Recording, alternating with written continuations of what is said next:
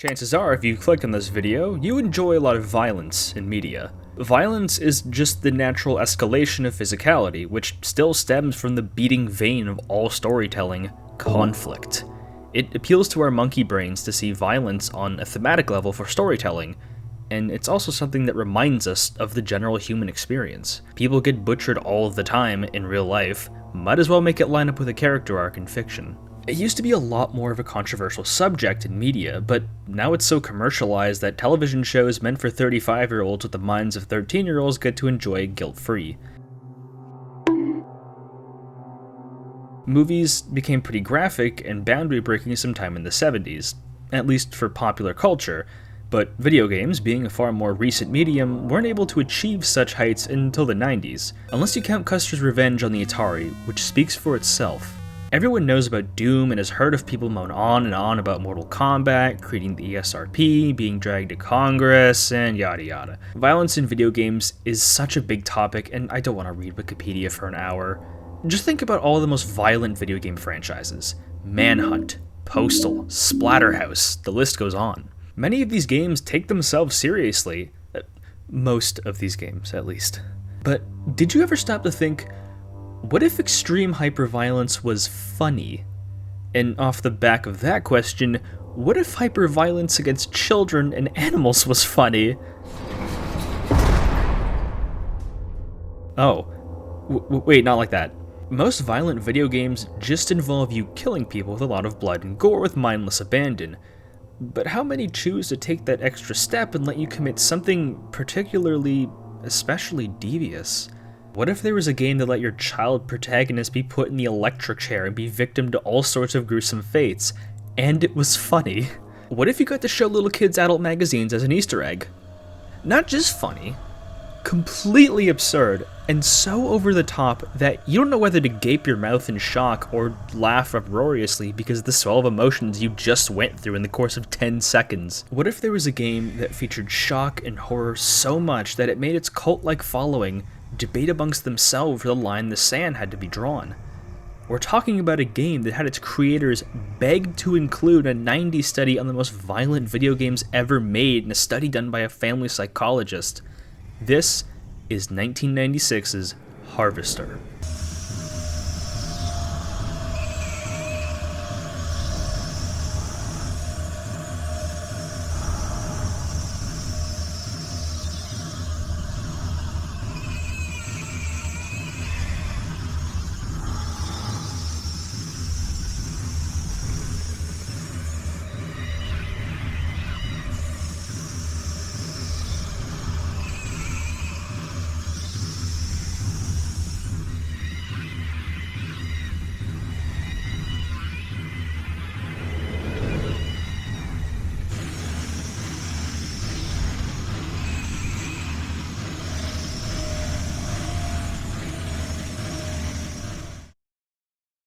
From the description I've given it, this sounds like a mid-90s shockjock project that Anthony Cumia would play for a laugh. But believe me, there's more substance than you'd think. It's a 90s computer point-and-click game with digitized actors. Anything is possible. And what Harvester chose to do was to tell an ultra-violent story meant both as a shameless indulgence to the medium, but also a somewhat thoughtful critique on the nature of violence in media and how that may affect general human behavior. Is there something deeper going on, or is this just urban spook-style slop made to intentionally offend people and nothing more? How does it accomplish being debated to this very day, exactly? Most people can't tell you because most people haven't played it. The barrier to entry is steep, point-and-clicks filter a lot of people, and the graphic nature of literally everything is another filter. Imagine trying to explain this to your mother in '96. What you playing, sport? I'm playing a game where I butchers, slaughters cats for meat and feeds them to unsuspecting citizens. People know the name, but they don't know the game. If people know what I'm talking about, they either know the game from one of the various memes it's spawned over the years, or from the old Retrospective. If you have played this game, either the questionably functional Steam port or all the way back in '96, then cool. Most of us Zoomers have not, so I'm going to have to take us back to the past and reveal who and what was behind the most absurd and violent video game ever made.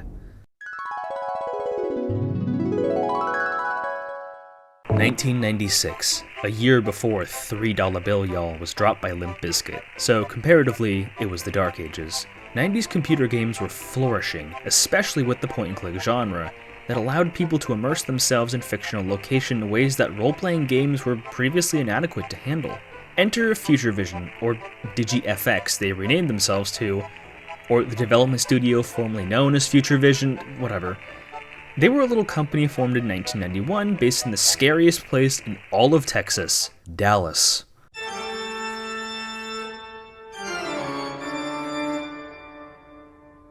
DigiFX made a couple games beforehand that are certainly games alright, but everything changed when Gilbert Austin pitched a new idea for the company with himself at the helm as writer-director, though he would end up doing a lot of the extra camera and coordination work himself. He was tepidly called the David Lynch of electronic games, which is hilarious, but I think I'll let him speak for himself through this magazine article interview. Quote, "My feeling was that Future Vision, being a small company, would need something high concept to compete with the industry giants of the time, and I argued that Harvester was exactly that idea. It was really the only idea that I pitched. I remember that it came to me in a flash. That's how I got a lot of my ideas, in creative rushes where I can barely write fast enough to get it all down. The concept of Harvester, the idea that the end of the game I wanted the player to mull over whether he would internalize the over-the-top violence and surreal imagery of the game in the same way that Steve had, and the primary ending, all this was in the initial concept that I jotted down in one of those small reporter's spiral notepad in about 30 minutes. That's when I pitched to Future Vision, and they bought it." End quote. I'm sort of mocking him here, but he does have some genuine credentials here. He was involved in the iconic game series Ultima, which is easily worth of respect. Maybe it was just the media painting him as a bit foolhardy, but I do think Austin is quite the visionary in a lot of ways. So, we've got an auteur at the helm, we've got the latest in 3D scanning technology FMV, and the desire to push some buttons and boundaries. What could possibly go wrong? Harvester completely flopped, got mixed to low reviews, and the company dissolved a year later after it was released. Gilbert Austin faded into the wind, probably the same breeze that swept up Mike Dawson. Night Dive Studios acquired the game later, which is why you see it on Steam to this very day. Now, what does Harvester actually feature? It's uber violent and crass by design, but what about the giblets and the details? There were no trigger warnings in the 90s, but if you had tried to attach warnings to Harvester, it would probably go like this.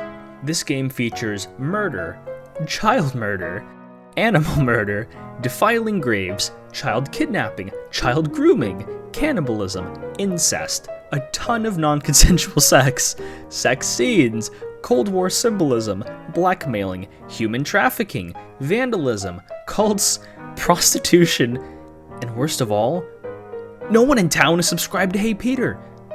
Better correct that by dropping a like and sub to the channel for more coverage on strange and obscure video games. If you don't want to do that, that's okay, I just need a favor from you all. To all my 7-year-olds watching, go into your parents' bedroom and wake them up and say I need their super chat money. I can't explain what that means. Make sure to do it at 2 AM, they'll love that. Now, without further ado, let's take a morbid journey into Harvester, the most insane and violent video game ever made.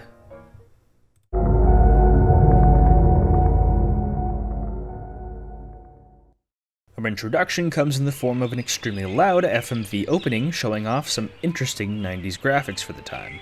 And then we start the game. Have any clue what's going on? Neither did I the first time I played.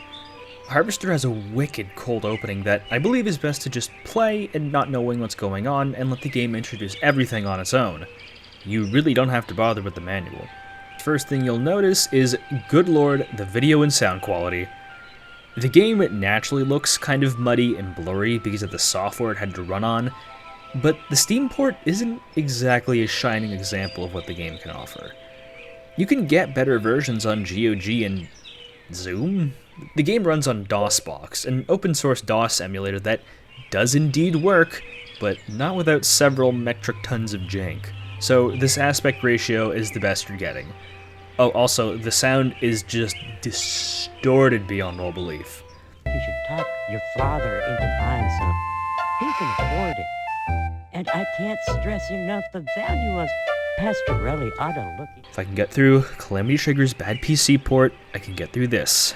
Despite how awkward it sometimes is, the game's basic controls and movement are basically untainted, which is fortunate because we're given ample time to explore our first location in the game, our room. We play as a young man dressed in a flannel shirt and jeans, the classic sign of someone being a hick. The game controls like this: you use your mouse's cursor to interact with and examine things in the environment, and you click on the ground to walk around. The exit signs are meant to signify a transition either between the screen or locations. Right-clicking the mouse allows you to— oh, look at those moves! This guy's got Asriel combos. Keep these hands in mind for later. This symbol here, please remember this by the way, lets you know what items you can interact with, which usually gives you a description of what it is, or if you can interact with it in the form of a puzzle or obtainable item. You'll come to notice how surreal everything is. Everything in your room carries such a weird energy to it. The lines about how the clarinet in your room likely belonged to that fat high school girl and the watered plastic plants are so uniquely surreal that it's both laugh-worthy but also makes me a little uncomfortable. Your room doesn't feel lived in. An old-school record is inside your room. The dust ball basketball and the main character's attire scream Midwestern. And when we examine our drawer, which you really should do before you leave unless you want to kick yourself really hard later, we can get a pen and a coin, and the coin reads 1952. Pressing the I key or clicking on yourself brings up the inventory screen where you can do all sorts of cool stuff with items, and includes a snazzy little photo of yourself that acts as a health bar. Yes, there is combat and a health bar in this game, but that will not be important till like halfway through the game. No, I'm not kidding. Completely serious about that. Why don't we leave our room? We descend downstairs and see a young boy dressed up as a cowboy watching something on TV. The lips icon here indicates when we can talk to an NPC, and we get to the real bread and butter, the core of Harvester, talking to demented NPCs. And the voice acting is really something. First comes love, then comes Ned, then comes Steve in a baby carriage. What the hell are you talking about?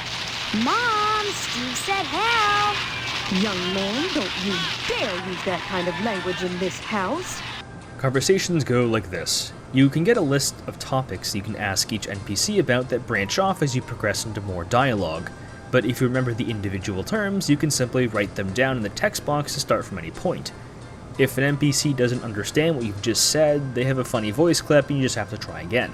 This little snot is named Hank, and apparently he is our little brother, but we don't remember that, because we've come down with a particularly nasty case of amnesia. So we don't remember him, or where we are, or even what our name is, until he tells us. Our name is Steve, and Steve is quite confused as to what's going on and why these people he's never met claim to be his family.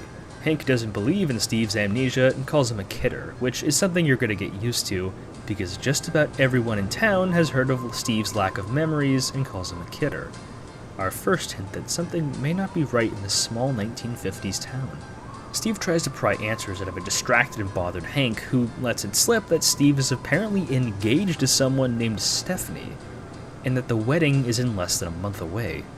When you talk to Hank about the TV, Steve will find it odd that it doesn't have a remote control or that it isn't in color, all of which suggest he might not be from this time, but doesn't quite remember where he's from. If you watch the TV with him, you'll find that his cowboy program is shockingly violent, at least for a program meant for kids. It involves a cowboy gunning down Native Americans with wanton abandon, silly string blood and guts flying everywhere. It's an itchy and scratchy type of violence where it's so over the top that it isn't shocking and is actually hilarious. But when we revisit the show in the future, it might not be as funny as it looks on TV. Steve is a little worried that a young boy is watching such a morbid show you wouldn't assume would be intended for kids, but he refutes quite plainly and tells you to kick rocks and that killing people is in fact awesome. Even strangers, when you change the channel, you get this weird advertisement. Join the Hey Peter Patreon today. It pays to be a strange gamer. get access to videos early, the chance to vote on the next video, see uncensored content too spicy for YouTube, and be equipped with the knowledge that by supporting me, you are personally contributing to my ability to finance better, longer videos with more consistency. Put simply, the more money I get, the more videos you get. Picking up what I'm putting down? Bully! Join Patreon and become a stranger gamer today. Even in the 1950s, we get annoying, intrusive advertisements from grifters who don't want real jobs. That's pretty sad. Searching for more answers, Steve goes in the kitchen and interacts with someone calling herself his mother. A caricature of a sitcom mom character that is obsessed with baking cookies for Friday's sketchy bake sale, by baking them today, which is Monday, and throwing them out because they get stale, as you'd imagine, and immediately baking more to replace the ones she just threw out. The bake sale is being run by a group called the Order of the Harvest Moon, which is supposed to benefit the apparently absurd number of vagrants who wander into town and mysteriously die. It's probably not a cult ritual or anything suspicious, so I wouldn't worry about it.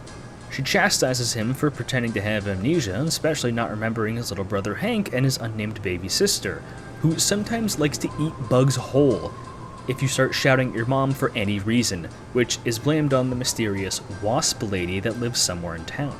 We find out quite a bit from Mom. We hear about a mysterious organization called The Lodge, which seems to run all of the town's affairs, as well as figuring out the name of the town we're in. Harvest. A town unlike any other. The Lodge is running a mandatory blood drive that is compulsory to attend, even for children, unless you're a Lodge member, which you are encouraged to become vehemently by your mother. All of this info is told in a very comedic way, but your conversations with your mother can become very sexual if you steer the conversation in that way. Asking about your father reveals that he apparently got so battered by sleeping with your mother that he's been locked in his room for days and won't come out, so we can't visit him at all. Additionally, if we take advantage of the text box and write the word unprompted, we get a really interesting conversation. What a thing to say to your mother. Was that an invitation now that your father is out of action? Maybe later, dear. Right now I have housework to do. Though you can watch if you want. My jaw hit the floor and I felt compelled to leave my house as soon as possible, when I ran into a sort of paper boy, Jimmy, who just asks for steal the papers from our house because the local newspaper building burned down some months prior. He harasses us over it and tells us that he had better be given the papers every day, and perhaps a new pair of sneakers if we have any, and everything will be Jake, alright? The outside of our house is just as surreal as the inside, perhaps even more. Electromagnetism waves affecting our dreams and glued plastic discs to our roof mix the suburbs with nuclear fallout. From here, we can leave and explore the entire town of Harvest through the map. Was this a lot to take in at once? Without fail, every conversation with an NPC at any point in the game feels like an absurd fever dream with how much info they dispense and how much shocking information is laced inside. It's like someone smashing a brick over your head and expecting you to respond to them explaining the machinations of your local municipal government with a straight face. Oh, there's a bingo spot checked off. You play as this young amnesiac, Steve, acted by Kurt Kistler and voiced by Ryan Wickerham, with no idea who he is or who anyone else is in town. He interacts with an environment he has no memories of, but he's quite certain that he doesn't belong here. He must grapple with several questions. Who is he? Where is he? Who is Stephanie? And what's going on in Harvest? The premise is mysterious and instantly intriguing.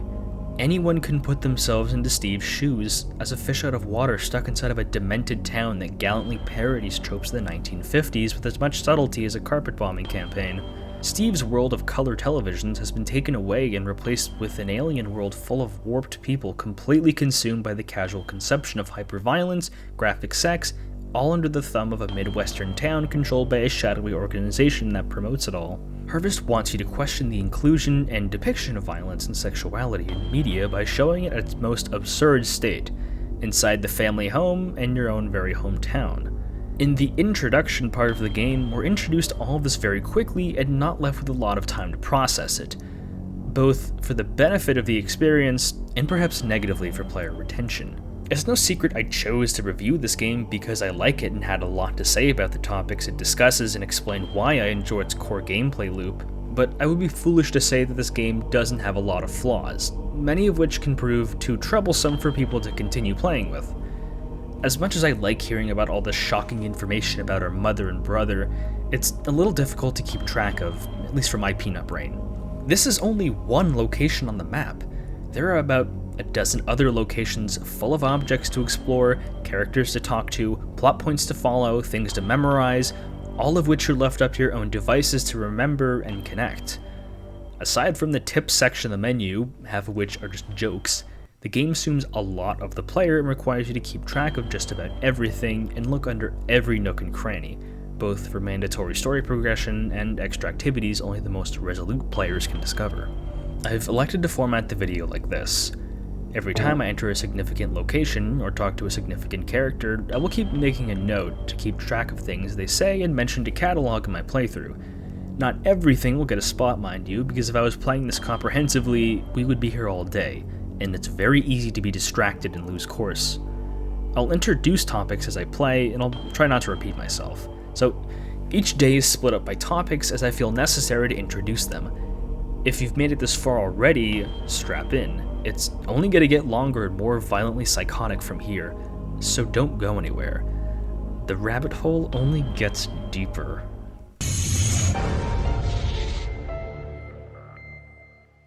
You can freely go wherever you please, but the game does nudge you in the right direction. You just need to keep track of these terms on your own, because there's no glossary or any real help. This is how the game is for each day. You must play through a week of Steve's life, gradually exploring the town and getting to know its inhabitants, many of which have changing dialogue trees and scenarios depending on each day. Think of it kind of like a Persona game, except instead of social links, you just pry into their private lives. They try and gaslight you into believing something or doing them a favor. It's honestly quite surprising how Harvester managed to accomplish something we've seen a lot more of modern RPGs today back in the 90s. Which makes the comparison I made about its level of detail back in full circle. Though, unfortunately, Harvester just isn't remembered as fondly as something like Final Fantasy VI because it hasn't been preserved nearly as well. People like us, with nothing better to do than explaining their favorite games, are the real ones just keeping it alive. Let's start digging deep with the important details about your house. We can find 3 items here: the pen, the quarter, and a newspaper. The newspaper we must give to the kid outside of every day, or else, actually, I think I'll keep that part a secret for now. Just keep giving the kid the paper. The pen and quarters usage, for now, is unknown. No better place to highlight how confusing the game can be sometimes with the first couple of items you are required to find to get past the very first day. Both items are in the drawer, and there's no way to know that without having to manually click the dresser, which is already hard to see, twice. Once you get the flavor text and a second time to operate it, meaning to interact with it and actually see its contents. If that sounds unnecessarily confusing, it's because it absolutely is. This is a problem that persists throughout the entire game. Even if you know where to find things, which often isn't the case because of the game's general lack of direction, you must jump through some weird janky hoops to obtain a critical item or piece of information, or else it's really gonna bite you in the back when you have to go looking for it. But what can I say about the family? Hank, played by Ben Morgan, is a creepy little snot-nosed brat obsessed with violence, and Mom, played by Mary Ellen, just gave us a crash course on Harvest's history, giving us several different locations to visit, as well as objectives. And letting us know she's okay with incest, that was necessary. Should we try and find out who Stephanie is? What about the lodge? I decided to ignore all that and then head to the newspaper building immediately that the kid mentioned burned down some time ago. 3 fire hydrants and it's still burnt to a crisp. Barely detectable in the ash is a suspicious shovel, which we can equip as a weapon, because this game has seldom useful combat mechanics. There are several different weapon types, ranging from melee to firearms, which require ammunition, all of which activate by the right click on the mouse. I'll talk more about the combat later because it isn't really relevant until later. We can also use this shovel on the debris pile and find 2 key items: a burned flyer for the bake sale and a button belonging to the post officer. I decided to pay a visit to the Wasp Woman instead of following through. Really interesting that your icon changes to an exit sign when you try and enter a new location, which really threw my dumb ass for a loop. Our Wasp Woman is actually named Tetsuya Crumb, played by Paris Forster, and her hyperfixation is, unsurprisingly, wasps. About how selfish they are, weird connections to religion, a bunch of spirit science nonsense. The wasps also have the cursor symbol in their eyes for some reason. Despite that, there's actually nothing important here, so I went to the next door and visited this bug-eyed freak Mr. Johnson, played by Bob Crawley. He spends his entire day watching over his premium Tucker car parked outside, which I do not blame him for because I also admire cars that were built before 20 million pounds of garbage electronics were added to them, which makes them more expensive and heavier for no good reason. Steve mentioned that he's always wanted a Tucker car and finds it strange that Harvest is absolutely full of them, when they were already limited when they were created back in the day. Mr. Johnson also offers you to plow Stephanie in the back of it. A lot of people in this game tell Steve to stop lying about his amnesia, usually by saying the iconic meme, "You were always a kidder, Steve," and to just plow his fiancée and take over his family business. That's all very funny, so I'll overlook everyone in town being so interested in 18-year-old sex life. Mr. Johnson has weird incel rage over a woman named Edna who runs DNA's diner. Penis is an option you can discuss with him, showing just how depraved these people are. Visiting the general store, Mrs. Phelps, played by Doris McKellen, tells you that the only thing the quarter you picked up from home can buy is an adult magazine, which she happily sells to Steve, at least much happier to sell to him than Deputy Loomis, a police officer who has the reputation of being an obsessive gooner. Also, take note of this photocopier. Free copies, eh? Whatever will we use it for? I decided to investigate the post office, where we meet Postmaster Boyle, played by Charlie Beecham. Apparently, we can find our application for the lodge inside here, but Boyle doesn't print out copies until a specific day of the month, which we happened to miss some time ago. He won't make an exception for you because of those flimsy rules are all that stand between a functioning civilized society and total chaos, as he puts it, and he isn't entirely wrong. Imagine if the place you live now, which is statistically America because of my viewership distribution, was just allowed to do anything all the time. Without rules, and by extension laws, what really is preventing people from going completely primal animal mode and listening to their instincts? How much of things we are naturally repulsed by, like incest and extreme violence, things that are much more accepted and commonplace in Harvest, are founded by religions in the area and cultural standards, rather than just an inherent human feeling of being grossed out? If someone was in a virtual reality environment, how quickly would their morals fall apart if they're exposed to an environment with little to no boundaries or punishments? Do we only do good things because we expect to be shunned if we don't? Foreshadowing is a narrative device in which suggestions or warnings about events to come are dropped. There's a blind lady trying to read her mail in the post office. There's nothing of importance at the barber shop, except for the fact that one of the Hicks here apparently shoots down aliens, even having one mounted on the wall. Oh yeah, there might be aliens in the game, but for now, don't worry about it. The aluminum foil this guy talks about is unironically more important than the apparent threat of extraterrestrial life invading. I love this game's sense of humor. The military outpost base might be the most absurd location in the entire game. You can talk to this half-man, Colonel Buster, played by Graham who is operating an active nuclear missile program which will instantly bombard the entire town and kill everyone instantly if he presses the button. And that button, to activate this, is strapped on his torso and hovers mere inches off the ground. Just look at our options for dialogue. We can talk to him about him having his legs blown off in World War II, how much he hates aliens, how much he hates communists even more. If you refuse to give up your human rights at this part, or he just thinks you are communist, he just shoots and kills you then and there, which sets off the missiles and gets everyone killed. There are many, many times Steve can be randomly killed by an NPC, and every single one of them are very funny, but a little frustrating if you didn't save. Save often. You can spend a lot of time listening to the more unhinged, esoteric Colonel, but there still isn't any progression to be found here. Inside the butcher shop, we can find, oh my god, that's so many dead cats. This fat ass over here is cutting up cats and whatever else to serve for the people of Harvest. Apparently, our dad owns this place, and we're expected to take over once we're done with Stephanie. We can take home a slip of paper that if we get our dad to sign, we can take some meat home, like being given paper to sign for attending a class trip in school, a symbol of how normalized slaughter and degeneracy is in Harvest. Actually, speaking of school, let's take a visit there. There isn't anything to do here other than implications that the principal is a pedophile, and the teacher practices nuclear missile drills and regularly beats children bloody with a baseball bat for rowdiness. It was the 90s, and making jokes about school shootings weren't funny yet.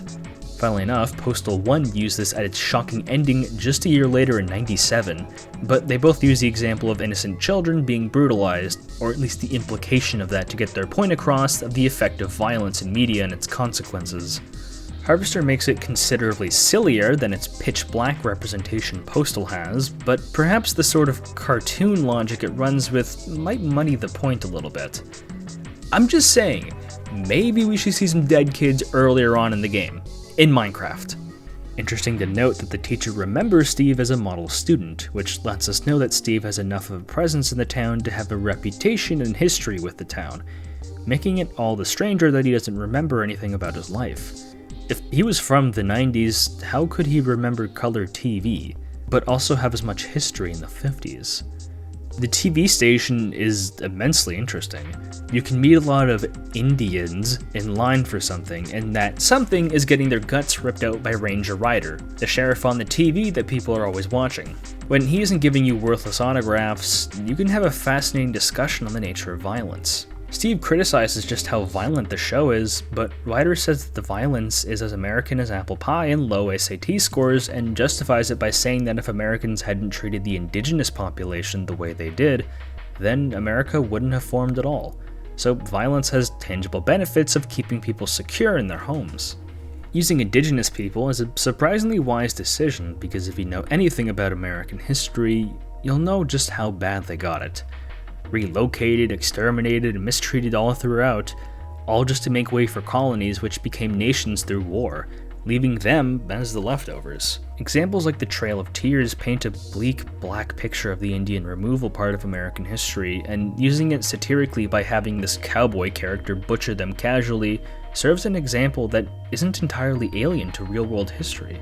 Ryder's debate is inherently funny and flawed because he points out the cultural decadence of the states, how people can rest easy knowing that whoever came before them were slaughtered to make way for a failing education system. There isn't an exact right answer present because no one really considers everyone on the globe to weigh the scales accordingly to balance out when violence should be used for the benefit of one group over another. How do you reconcile and repent for terrible events that happened hundreds of years ago, when all the perpetrators and victims are dead, with their descendants having to figure it out in their stead? Harvester doesn't have an easy answer for that and lets us think about it in a way that very few other parts of the game really let you internalize in such a poignant way. The entire game is formatted like that. Sometimes you'll just find an area or a character that really makes you stop playing and just think for a while. DNA's Diner, or Edna's Diner as it's actually called, has almost nothing interesting in it. Just grab the screwdriver from the drawer on the left, and if you think it's funny, you can show the little girl in here, Edna's daughter Karen, the adult magazine, and get you arrested by the sheriff. Turns out, Harvest is actually quite progressive and lets you get away with grind and groom children, just as long as you say you won't do it again. Man, that would be crazy if Steve's actor tries to do that in real life or something. The police station in Harvest is a critical location to visit. On our first visit, we don't have much to do other than learn that the police don't lift a finger to solve any of the arson attacks or murders around town, because most of them are victims are just vagrants who wander in the town and immediately die from unknown causes.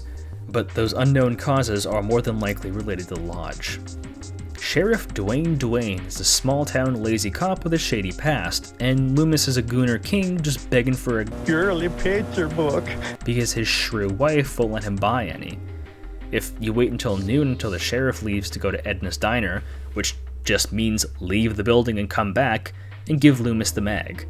He leaves the desk to go find a quiet place to goon, and we get to ransack the desk, which includes a key to the evidence room, the sheriff's checkbook, and a note. The checks and notes detail a history of Dwayne blackmailing Postmaster Boyle over something. The key lets us get into the evidence locker, where we can pick up a bunch of items. only one of which is actually pointed out to us at any point in the entire game: the gas can. Collect that along with the barely visible camera on the shelf and that pair of sneakers. 2 of those items are absolutely compulsory, but literally nothing points this out to you. You had better hope you don't forget. The entire game has this issue of you easily being able to miss crucial items, which leaves your ass stranded and you gotta go all the way back to this place to pick it up. So please, just keep your eyes peeled, and for the love of Jah, if you really need to, just look up a walkthrough for the mandatory items. No one's gonna blame you. But when you try to leave, you get to see Loomis punished like a hound dog for jerking off on the job by Dwayne. What you need to do is go back to the post office and show Boyle the button and accuse him of being involved with a newspaper fire. He does a pretty bad job at lying and implicates himself in the fire, but cuts you a deal. If you can bring back a certain can of gas that may or may not have his fingerprints on it, he might give you an early lodge application form. Hand him the gas can we picked up from the evidence locker, and we get our form. But what of those copied notes implicating Dwayne? Find him at Edna's Diner and show him the copies, which you can produce by using the photocopier at the general store, but not the originals because he won't accept it for some reason. And in exchange for your silence and giving the items back, he gives you a literal get-out-of-jail-free card, which allows you to get away with committing a crime. Usually just murdering someone, but not a story-important character, and we have no real way of telling who is important or not. So it isn't really that useful in a first playthrough. Oh yeah, did I mention that? You can kill a bunch of NPCs in this game. It's really funny. Harvest has a 3-strike system. You can goof around and get some mischief done just twice, but on the 3rd time, you die. This card just ensures that one of these times don't count. Remember when I told you to get the pen? You must use it to fill out the application form, which you can actually view. Need attention to detail? All you must do is to hand in the form to the lodge's sergeant of arms in the giant lodge building in the middle of town, who was also voiced by Wickerham. Once you hand it in, day 1 has been completed, and you're ready for Tuesday. The biggest issue I have with the game so far is the lack of direction. There are a lot of places I didn't even mention, like the fire station where all the firemen are extremely gay, or the mortuary where you can find the mortician voiced by Gilbert himself in all of his awkward glory, or the creepy church, because none of these locations are relevant. We get a lot of different clues, but these just lead you in circles or have nothing of value. The character interactions are entertaining at least, but the game expects an astronomical amount of patience from the player. You're encouraged and expected to explore your own pace, but it still feels a little frustrating to be so stuck when the solution is just to find the pen in the drawer at the literal beginning of the game to complete the day. The actual route boiled down to its bare parts is this: collect the money and pen from your room, use the shovel to dig up the button for the newspaper building, buy the adult magazine from the general store, go inside the police station twice to wait for Dwayne to leave and give Loomis the mag, steal the gas can, give the can to Boyle, fill out the form with the pen, and give it to the Master of Arms. Only your house, the general store, post office, police station, and lodge are required to beat this day. It was very enjoyable putting all the pieces together, but the process could be greatly thinned out if it wasn't for all the 90s jank we had to sift through. There was a reason I kept going on for this long. It was simply to detail how tedious and long-winded the game can sometimes feel. And 100% not because I wrote out a lot and editing is really unfun, didn't want to reorganize the whole script. You probably aren't even watching, who cares, you're asleep because you put me on as background noise. Also, you don't even need to find out who Stephanie is on this day. Getting married in a couple weeks? Yeah, who cares? Let's go talk to the gay firemen instead and ask them why their background music has a dog being slapped in it. Raj defines color coordination. Hello, Steve.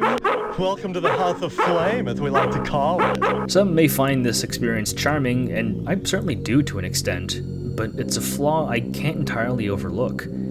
Day 1 does prepare us for a lot of the violence in movies and sex on TV, but in a way that whets the appetite. The need for a good eye, if it hasn't already filtered you already, will need to be renewed and prioritized from this day on. Day 1 is like 15 pages of my script, I think. Leave a like for that one. At least the dream Steve gets at the end of the day is pretty damn funny.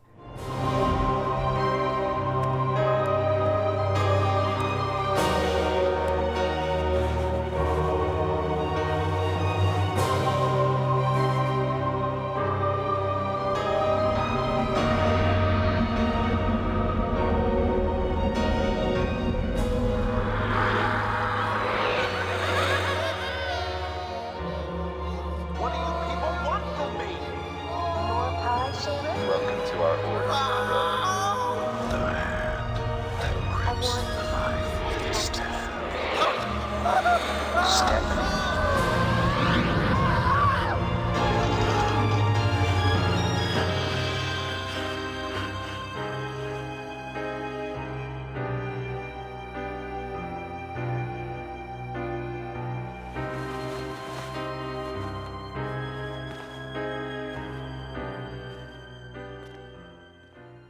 I suppose seeing his treasure trail is additional shock value.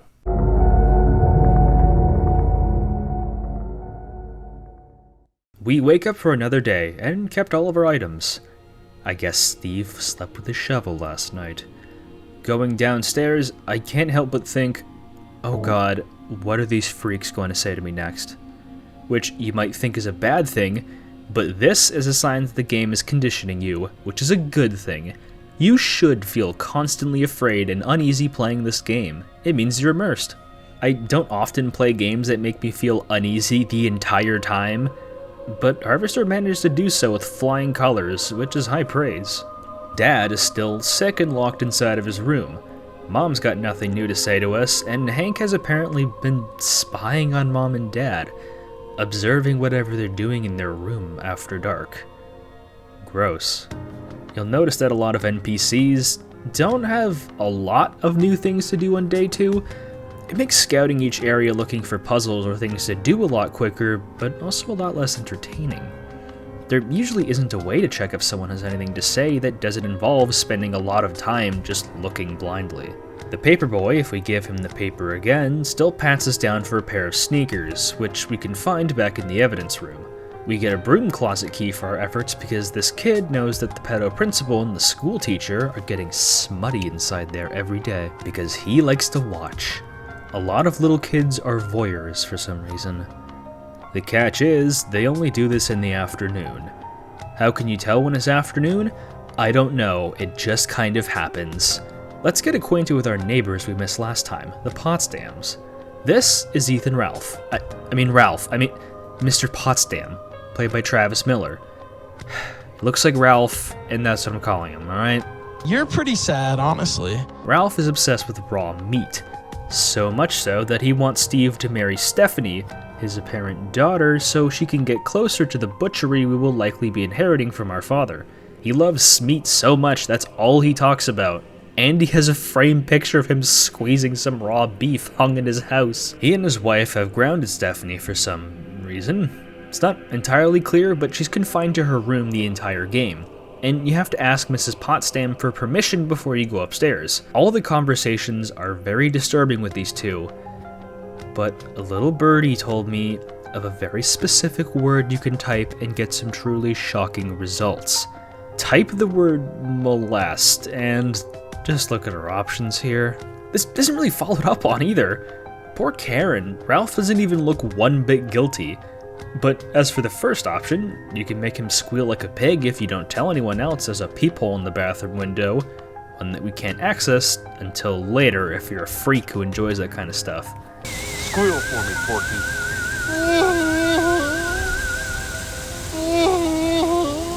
Told you he was really Ralph. I don't really have an issue with the grooming. Insane sentence, by the way. I just realized that in post. Oh my god.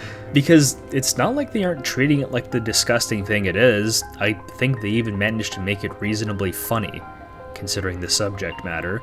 Steve is rightfully pissed, and he isn't exactly scrambling to tell the obviously corrupt police about this issue, so he can take some frustration out on Ralph. I'm honestly impressed how they use such a topic to such comedic effect without pulling a Garth Ennis and wiping your ass all over it for pure shockjock.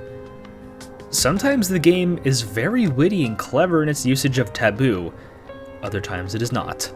Think of it like this. When you hear a fucking curse word when you weren't expecting it, it grabs your attention and makes you jump, kind of like a verbal jump scare. This technique is used by public speakers like Tony Robbins a lot, and to great effect. That might have been the first uncensored F-bomb on the channel. Don't get used to it. Mrs. Potsdam is also played by the same actress who plays our mother. It's something you can intentionally say to her, which she obviously doesn't understand. We can ask her for permission to see Stephanie quite easily. But before you go upstairs, make sure to enter her bathroom and raid the mirror cabinet for everything you can grab. especially the tampons. Grabbing those has a huge payoff at the end of the game. We finally meet Stephanie, played by Lisa, I can't pronounce the surname because it's way too Italian, who is in the same situation as Steve. She has amnesia and is just as confused about the wedding as you are. The two of you can find some solace in your similar situations, but since she's confined to her room, she can't do much about it. Steve tells her about his decision to join the lodge for more info, which she disapproves of because she thinks that the lodge, and the entire town of Harvest, is some kind of setup or trap designed to ensnare them into something. The only thing missing is a motive and a face. Who would do that, and why? You can do all of this either on the first day or the second day, because one of the bathroom items is mandatory for completing the second day. If you come back on day 2, Steve informs a worried Stephanie about him joining the lodge and the two have a nice little back and forth. I decided to explore around town until I went back to the post office and met a very pissed off postmaster, who isn't happy that people are finding about his pricklier qualities. This manhole key is attainable if we use one of the items to lube it up and take the key, but doing this activates Nightfall and Harvest, which means 99% of places that you can't interact with because they're locked down.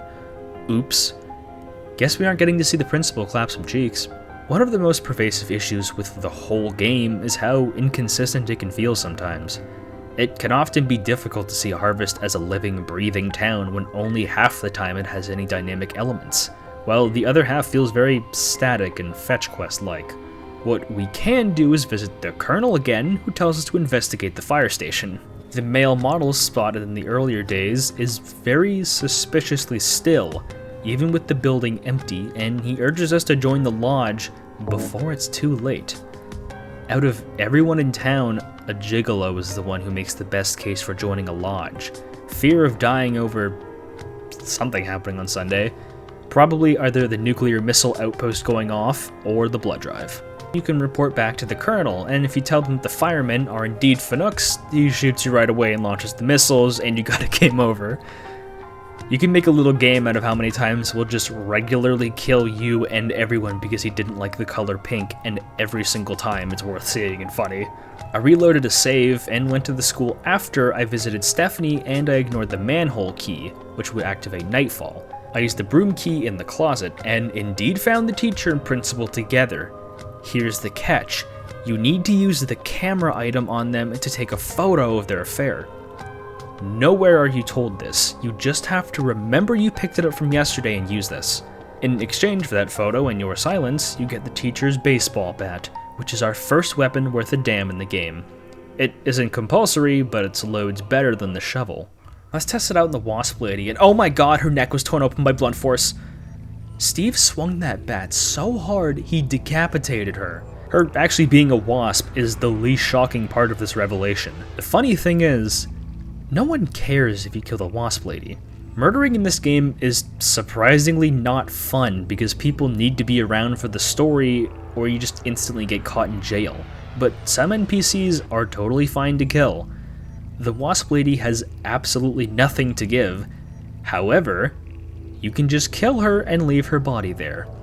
If you go to the TV station and kill McKnight, another NPC you can kill without punishment, you can find the deed to the TV station in his safe, which reveals that the sheriff is now the sole owner of the TV. You can pull the same blackmailing routine as before and get the same get out of jail free card, but he tells you this. Being in law enforcement means you have a real legal way to kill someone, because murder is just unlawfully killing someone, meaning you can lawfully kill someone. Most common example is in self-defense, where someone trying to kill you can be legally killed by you to protect yourself or your family. Harvest's definition is a bit shaky, but someone who wants an easy way to get a gun and kill people can quite easily become a cop, and we've seen it from time and time again in our own world. One must imagine how a police officer feels knowing they had to shoot someone down, even if it was to protect someone. Dwayne likes the feeling, but how does the average Joe react to snuffing the lights out of someone till their eyes lose their spark and they just become an organ, until the person becomes a body? I grab that manhole key again, and night falls. I take more time to explore the nightlife of Harvest, and I can find Ralph burying something in the cemetery, filled with the countless graves of hobos who died in the area. I'll just keep hollering, you mother... He's acting quite suspicious and is very clearly lying about what he's burying, but we can't find out much now. There is, however, a box of matches we can grab for later. Also, notice the building here, the Potsdam Family Crypt. We can't enter for now, but it might be the most suspicious place in the entire game. You think it'll come up later? Finally, we get back to the lodge and meet the Sergeant of Arms, who communicates through telepathy. Oh yeah, did I mention that? He's psychic, and that's a tertiary part of his character. All we have to do is scratch Mr. Johnson's prize Tucker car and report back. Not total the car, but just scratch it, because initiation to the lodge involves a couple malicious pranks on the townspeople. Side note, look at the symbol here. The one on our cursor, on the wasp's eyes, the symbol is absolutely everywhere, presumably as the symbol for the lodge's total control over absolutely everything in Harvest. It's all in the animals, the buildings, and even all over the church, which worships not the Lord and Savior, but this emerald-clad figure holding a scythe. The town being called Harvest doesn't get any points for subtlety, but it does get points for being cool. Did I ever show you that monologue Edna has to say? The lodge is the repository of all wisdom. You should join the Order of the Harvest Moon, Steve, and soon. Why? The wheat ripens and waits not for the scythe. The farmer who waits too long, it were better that he use the scythe to rip his own stomach out than to stay his side when the wheat ripens. The harvest moon wanes and then comes winter. An empty belly, the body sun's belly, gurgling within or bloody on the ground. What does it benefit a man if he gains his soul and loses the world? You hunger. Feed yourself before it's too late. Oh. Edna? If it wasn't blatant enough, the Order of the Harvest Moon is a cult that has totally taken over, and they get to do whatever they want, and the only people who have any real say in the town's affairs are other lodge members, but we don't know who is a member and who isn't. Anyone in town can apply for a position, which casts suspicion on anyone who isn't explicitly said that they aren't a part of it. Stephanie tells us that women can't join the lodge, so our suspicion is cast on the men of Harvest. Unfortunately, you can't ask most people if they're a member, which is a huge missed opportunity. Imagine playing detective and piecing clues together who is a part of the lodge from as early as day 1 on a second playthrough. Going to Johnson's house, we use the manhole key to get into the sewer, which leads you to a huge tunnel. Smack the weak part of the wall with a weapon and go through the cave until you get to his garage. Steal his pitchfork, check out his table, or you can steal a screwdriver and check out his plans to burn down Edna's diner if she rejects his advances. One of the license plates is for Texas, which is weird because Harvest is set in the Midwest. Just use the screwdriver to scratch the car, leave, and report back to the lodge, who instructs you to get a good night's sleep and then steal a scrap of fabric from the fire station tomorrow. And that's all there is for day 2. Doesn't it feel dramatically shorter than day 1? I know that the first day should have every reason to be one of the longer chapters to establish a tone and feel for the gameplay, which it manages to accomplish the first one, but we don't get a lot of new events or dialogue to explore. There's more to find in the future, but the combat mechanics are lampshaded hard. Not that they're useful, or fun for that matter. You must awkwardly aim your mouse in whatever direction you're facing, and then just spam right-click until something dies. You can't even tell what your health is until you check your inventory, and there's not a good way to gauge it unless you attack someone who won't put you in jail right away, but will fight back, like the Mortician or Mr. Johnson. The reliance on highly specific items might have been worse in this chapter. I really hope you just guessed and happened to raid Stephanie's bathroom before you found the manhole key, because there isn't spit that tells you what to do there. Assuming you didn't grab it day 1, the quickest route is Stephanie's house and grab everything in her bathroom, then the post office to grab the manhole key, to the lodge, Mr. Johnson's house to scratch his car, then back to the lodge. Depending on if you grab the lube from her house, you only need to visit 3 locations the entire day. I highly don't recommend you do that, but damn, the game flies past if you know exactly where to look, which means you miss loads of context and deep lore about the town and its residents, which is quite forward-thinking and ahead of its time for 1996 PC clicking games. I mean, look at Darkseid.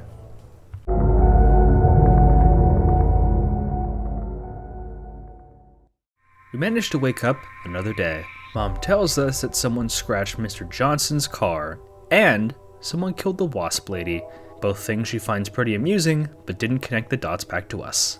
She also tells us very nonchalantly that Karen, Edna's daughter, has gone missing. She actually warns us against going to look for her, telling us that our time in Harvest won't be pleasant if we keep doing so. The mask slipped from Mom momentarily, and Steve begins to suspect everyone even more. Talking to Hank, we get this disgusting, morbid story about he heard Karen went missing, so he went to Edna's diner and intentionally asked to see Karen just to torment her mother, which ended up working because she started crying out of desperation. Hank demanded that she made him a sandwich, and he raided her room to look for any valuables while she did. You unfortunately can't kill Hank, which is a real shame because that story genuinely got under my skin. Maybe it's Harvest's effect on me, but I really wanted to bash little snot's brains out with my shovel. How many games include that level of psychological gaslighting as found in Hank's story? Can we include more gaslighting and psychotic manipulation in video games, please? Oh, yeah, don't forget the paper again. Heading to Mr. Johnson's house, he's super peeved about his Tucker car being scratched, but not as pissed as Karen being abducted. Not because he cares about her, but because if there was a man in the house, it simply wouldn't have happened. Something really neat about this day is that a lot of your actions will be noted by townspeople, but they just don't know it's you. It's a great detail that really makes Harvest seem like a living, breathing location. For example, killing Mr. Knight and talking to the deputy and sheriff will reveal just how much they didn't like him and how they don't care. People have individual things to say about everyone else. Anyone else think most residents of Harvest kind of look like Seattle Seahawks wide receivers? Also, I really recommend you notice that Mr. Johnson's garage is open because you absolutely need to steal this dolly. You can barely see in the corner here. You will not be able to progress if you don't get it. I didn't even notice that stupid thing last night where scratching his car. I mean, how could you? Look at it. There's no hints about finding that too, and it's not optional. You need it. It is compulsory. Let's check in on the Karen situation. Edna is distraught and doesn't want to talk about it, but remember when we saw Ralph in the cemetery? Revisiting, we can move this picnic table and find a poorly covered lot, which we can dig up with our shovel, and find Karen still alive. Ralph did some utterly disgusting events with her. Playing house only has one definition in a game like this, and if you remember the previous conversation we've had with Ralph, we can return Karen safely to Edna, who gives us an unspecified amount of reward money, which we can use to buy some items that will be important in the future, a roll of tape and a new weapon, the wrench. I went back to the Potsdam house, and we confront this disgusting pig of a man in his house, who flat out doesn't care that we know what unspeakable things he did to Karen. The police won't help us, and Ralph and his wife will tell our mom if we act up, so our hands are kind of tied.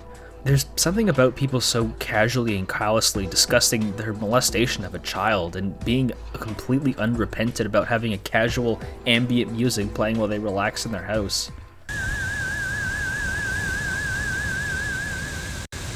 Yeah, I know what that crazy little bitch said, but it's not true. I was at home that night. Mrs. Potsdam... That's right, Mr. Potsdam. Hello, Steve. Forget the pot roast, Mother. Pot roast isn't for backstabbers. My meat! It's the truth. That's why. It did a lot worse than get under my skin. It made me genuinely breathless. They aren't really making jokes about it. It's a dead serious situation. The way Karen sort of goes dead-eyed and Steve speaking with such fiery conviction in his voice really got to me. Put yourself in Steve's shoes. Imagine being the only one trying to help this obviously abused girl, and your entire town and law enforcement simply doesn't care. You have no other choice than to live with the fact that her abuser can live unrepentant and unimpeded. For such a fantastical and ridiculous game, it's disturbingly jarring to have a genuinely real example like this. Without going into detail, I've seen a lot of situations like this in my own life, so this part of the game struck a real chord with me. We can at least speak to Stephanie about it. We told her about our launch application drama and about Karen. It's a very sobering conversation that calmed me down quite a bit after having to swallow such an insane pill out of nowhere. Do you see why this game's content was a contender for one of the most violent games of all time? My title really wasn't clickbait, this is ridiculous. Okay, so our task is to get a bolt of fabric in the fire station and give it to the lodge. Problem is, we can't seem to find it.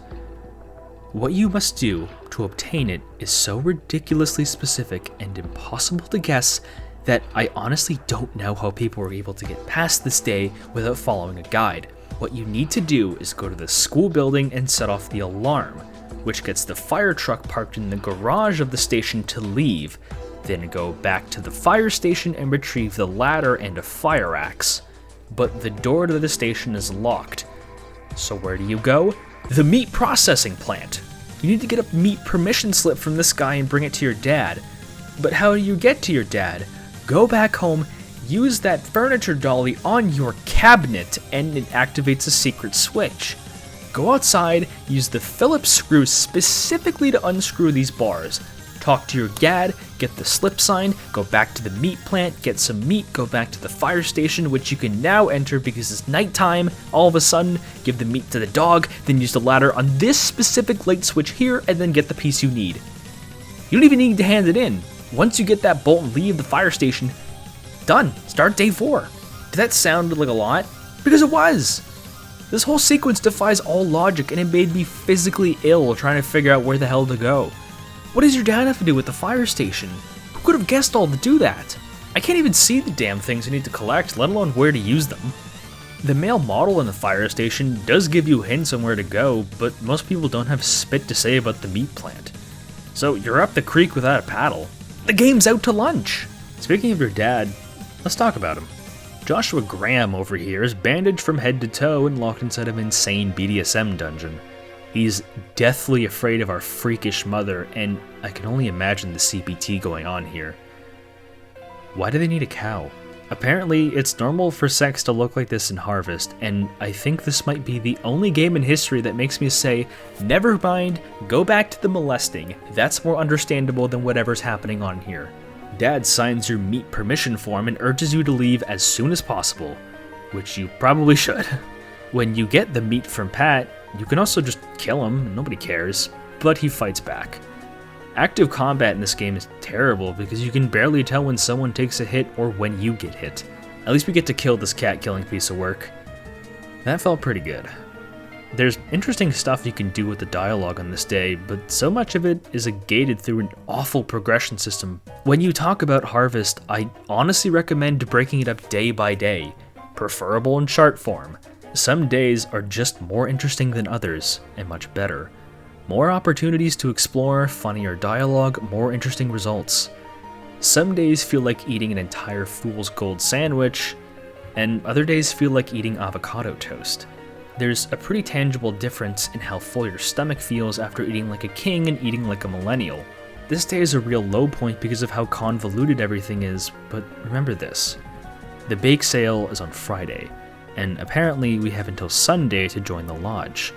We're running out of time.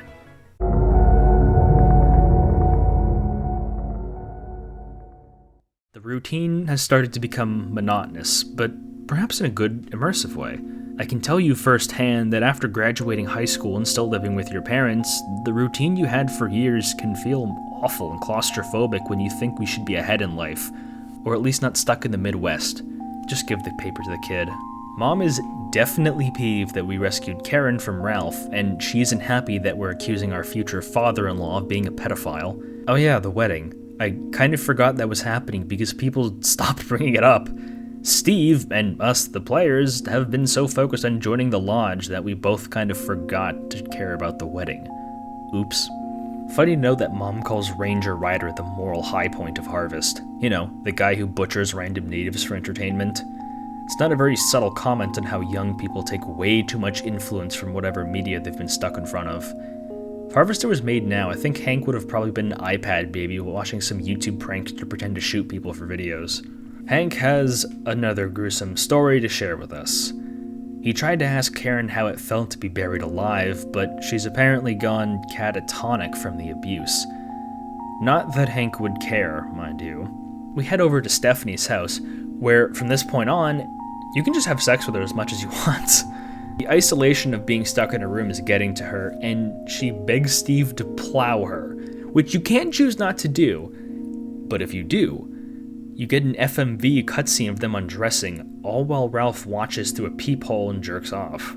First off, I had this idea last night that I was going to do my own ambush. Aside from Stephanie's house, there's almost nothing to do in all of Harvest. A lot of NPCs have no new dialogue whatsoever, and if they do, it's just flavor text about whatever vandalism you committed at the behest of the Order yesterday. You can't even visit the fire station to check out what's going on. In the daytime, at least. If you visit the fire station at night, the male model had his face torn off. Why? I don't know. You can't even find the fireman anymore to ask, he's just dead. It's a real shame the dialogue has already become a little repetitive. Not all of it must be for a clue or for something like advancing the story or character development, but there's still a clear division between people you want to talk to play the game versus people you talk to purely for entertainment, and it's become a lot more biased towards the humor from this point on. I understand that development of this game was rushed all over the place and things had to be cut, but it's not something I can just ignore. Going back to the lodge, we hand the scrap of fabric and we're told to break into the barber shop and steal that fancy pole the Italian barber has. In order to pull off the pole heist, we need to head to the barber shop at night and secure the door with the tape found in the general store, then use the fire axe. I think the tape helps to keep the glass from smashing to little shards and just big shards. I don't know, I haven't robbed many people. It's unintuitive because if you try and break the glass without the tape, it just teases you about being more professional about the break-in. Once you're inside, just remember to flick the light switch, then use the screwdriver to take the pole. If you don't instantly get caught and must load a save on account of the police execution. All the way back in day 1, we're told about the faulty alarm system, so I don't really have a problem with how this part is set up. It might be a little aggravating when you realize it, but if you haven't started taking notes by this point, that's on you. Right after that, day 4 ends. Yeah, that's it. There's nothing to do on day 4. You're likely thinking, did they run out of steam? Did the developers just have no time to include anything interesting beyond this point? The answer is yes and no. We are in a pretty bad depression for interesting things to talk about, but there is a peak later on, we just have to thug it out for a bit.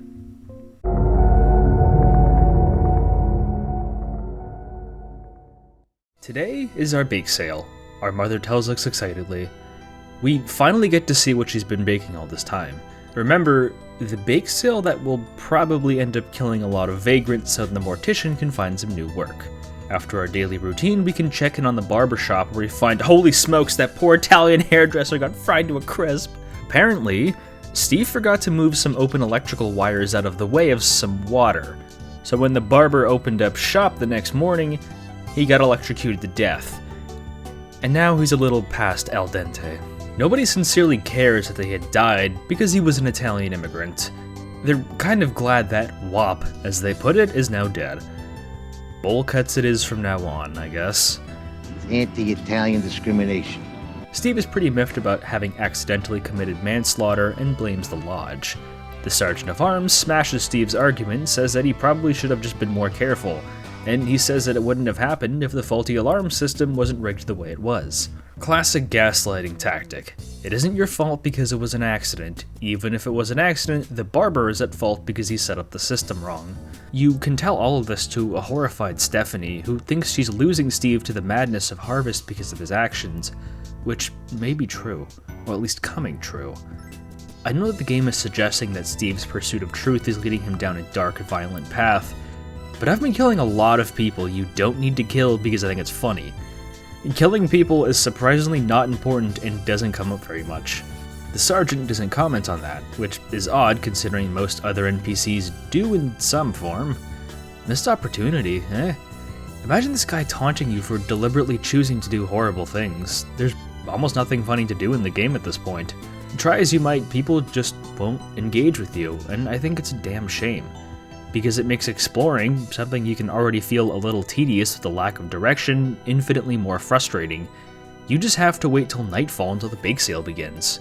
The only way to trigger Nightfall is to go into the mortuary and use the camera item on a mutilated corpse inside of a coffin, and then show that picture to the mortician as blackmail and exchange it for a tube of glue. Naturally, you just have to guess to do all of that. I'm sort of numb to complaining about being in the dark when progressing the game, and I just want to see more action happen. We get said action when night comes, and we attend the bake sale at the school. Several moms, who all speak in unison and sound exactly like our mother, tell us what a good thing it is to put bodies in the grave. We attend the bake sale for maybe 5 seconds when disaster strikes the TV station, because it's on fire. Postmaster Boyle is running from the scene with the gas tank we gave him. Why did we do this? Probably on the sheriff's orders, since he owns the TV station, or at least partially shared it with McKnight, regardless if I took off his head a couple days ago. That fire might end up saving our bacon, because our final initiation task is to set fire to Edna's diner. First her kid got molested, now he burned down her business. Brutal. Using the tape and axe trick again, we get inside. I really hope you have 20/20 vision, because our solution is right there. Oh, you don't see it? Let's zoom in. Yeah, that.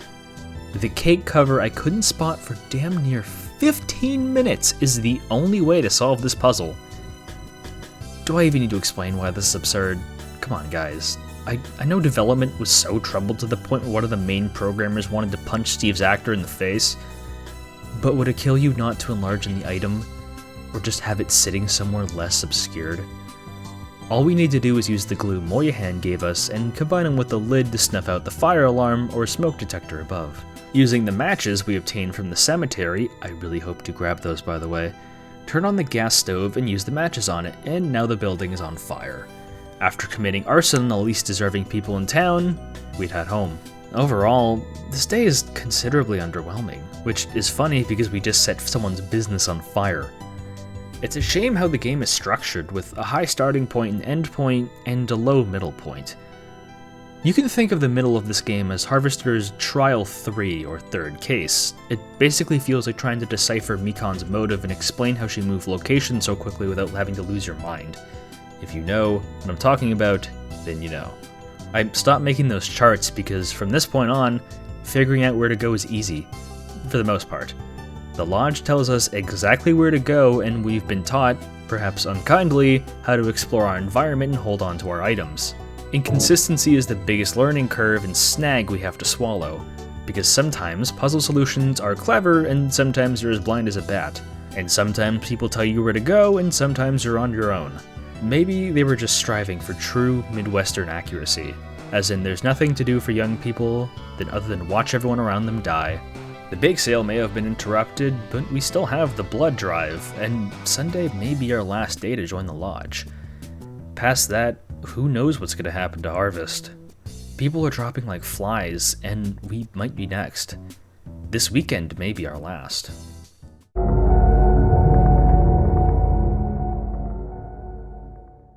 Do I have to switch discs? That is adorable.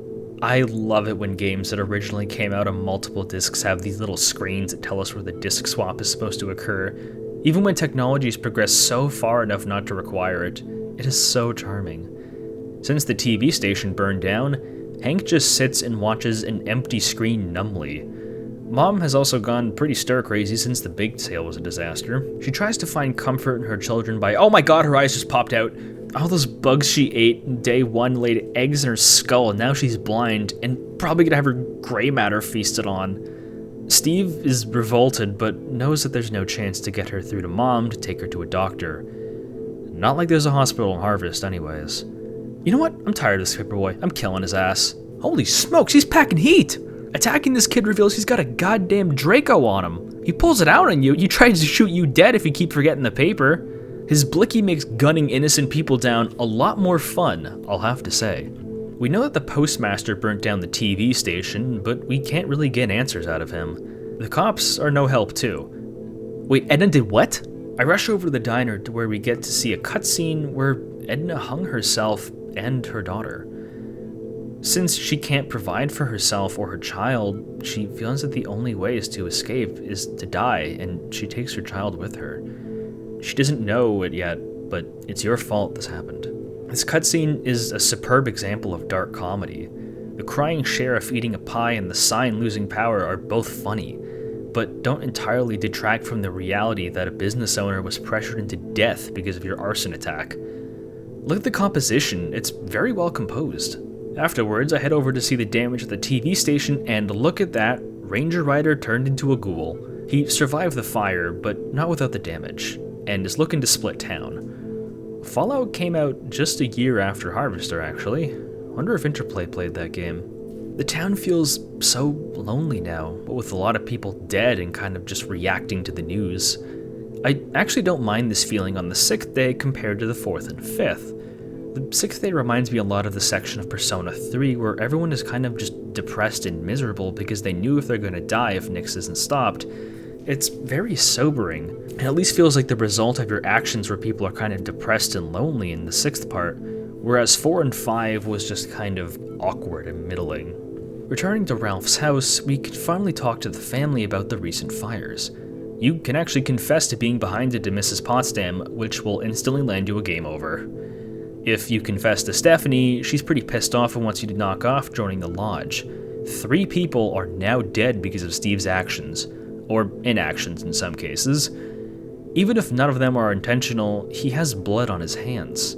Not counting any of the NPCs we killed for fun, mind you. This isn't Postal 2, you are forced to get these people killed every single time. The people telling you to do all this ensure that it isn't your fault by gaslighting you, but the equally delusional townspeople think otherwise. Steve has to repress it all and pretend his actions aren't entirely his own, that blame and responsibility can be shirked or at least placed in the hands of fate to avoid punishment or consequences, or just plain feeling bad about it. The only thing we have left to do is go to the lodge, where the Sergeant of Arms tells us to wait for an invitation, and that we will know what the signs are. Wandering aimlessly, we return home, where our mom tells us something horrible has happened to Stephanie, but won't tell us what. We run back to her house, where Ralph is freaking out. Now wait a minute, man! No! Entering her room with the sheriff, we find a spinal cord in the head, presumably belonging to Stephanie. Next to the body is a lodge invitation. Steve is furious that the lodge may have killed her, the only other sane person in Harvest, and rushes to the lodge with the application, but it turns out that wasn't what we needed. The card was just a clue. What we needed to get inside the lodge was her spinal cord and skull itself. If we read the application, we find out that the lodge knows our surname, Mason. With this, there is no doubt that the lodge doesn't know the truth of what happened to Steve and Stephanie. What you need to do is walk to the cemetery and use the ladder on the Potsdam family crypt. You know, the thing that no one's ever talked about before hiding in the last screen of the cemetery location. Break the glass with the weapon and hop inside to find— oh my god, what is that? Some kind of rabid dog wants us dead, so we better equip one of our many weapons and cut that thing apart. What's up with this place? A guard dog inside of a crypt. A crypt that kinda looks like a location in Planescape Torment, for that matter. Inside the coffin is the spinal cord and skull, which we pocket. After getting this far, and having done so much, pocketing a human skull and spine is no big deal for Steve Mason. Fun fact, you can show people the spine and skull you carry around for some interesting results. If you show it to Miss Potsdam, Stephanie's mother, she calls you a dumbass, and you get to see what the blood drive actually looks like.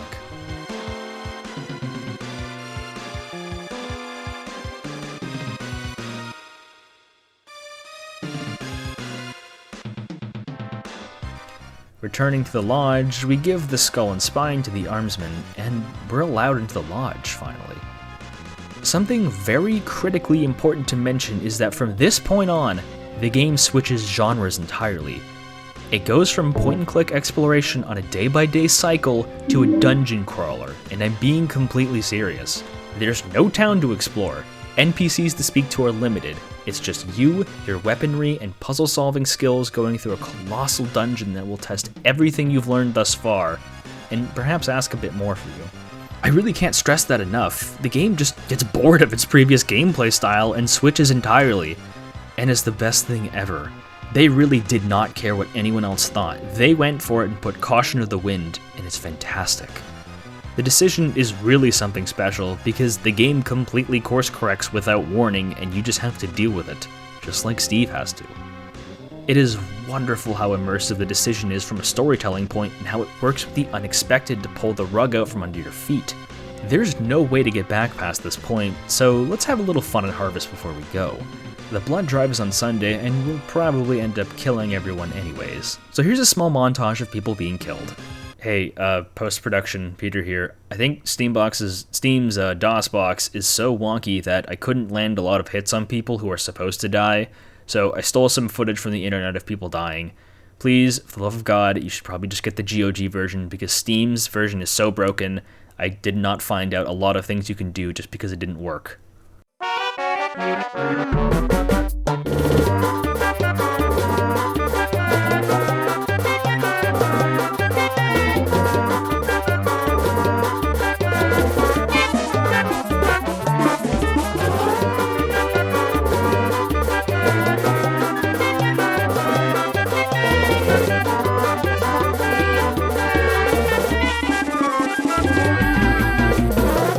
Fun fact, did you know this game has cheat codes? There's an option in the menu for cheat codes, but entering them there doesn't work. Just typing them normally in the overworld does work, however. And you'll hear a shotgun sound notifying it worked. With passwords, you can give yourself all the obtainable items for whatever day you're on, get max health, even teleport to different levels of the lodge early. I've put all the codes on screen. Most of them are named after infamous serial killers like Manson or true crime cases like the Son of Sam. Very disturbing stuff, and not exactly a subtle clue for the potential fate of Steve. Through this, we can find that a lot of things that take multiple days can be done instantly. If you killed the paperboy in day 1, you can get the broom closet key early and the bat. There is a shocking amount of experimentation you can get away with either by killing someone early or just knowing where to go prior. I would argue Harvester is even more fun on a second playthrough just for this reason. It eliminates the guessing game of where to go and focused so much more on a condensed, much more enjoyable experience. I recommend you play through this section of the game at least twice because we won't get anything like it when we enter the lodge. Before we're admitted, we're stripped of all of our items. Sorry, I lied about the tampons being important. And gives you this, the Harvester Blade. A blade resembling the symbol found all over town. Am I dumb for only now realizing it's supposed to look like the letter H? We're told one last thing. Stephanie may not actually be dead, and we can find our answers on the second floor of the lodge. Without anything holding us back now, and not so much as a goodbye to our family and community, we enter the lodge to escape the blood drive and figure out the truth. But you've been watching this video for a while now. Thank you if you have, by the way. Depending on your skill level, this part can either be the last third of the game or its second half. I think we need a little breather to put us at ease. Part 2 of the Harvester video will start right after this break.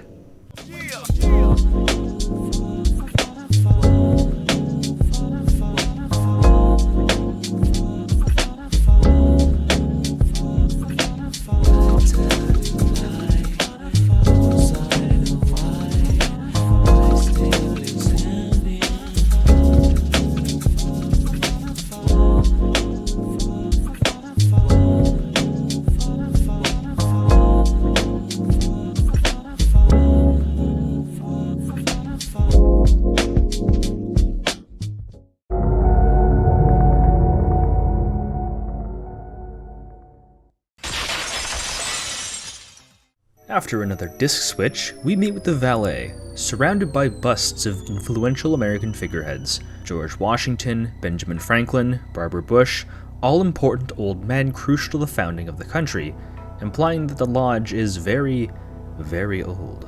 The valet calls you an exterminator, here to eliminate all the pests inside the building. Subtle. He tells you to have a strong stomach for what is ahead, and I extend that warning to everyone watching.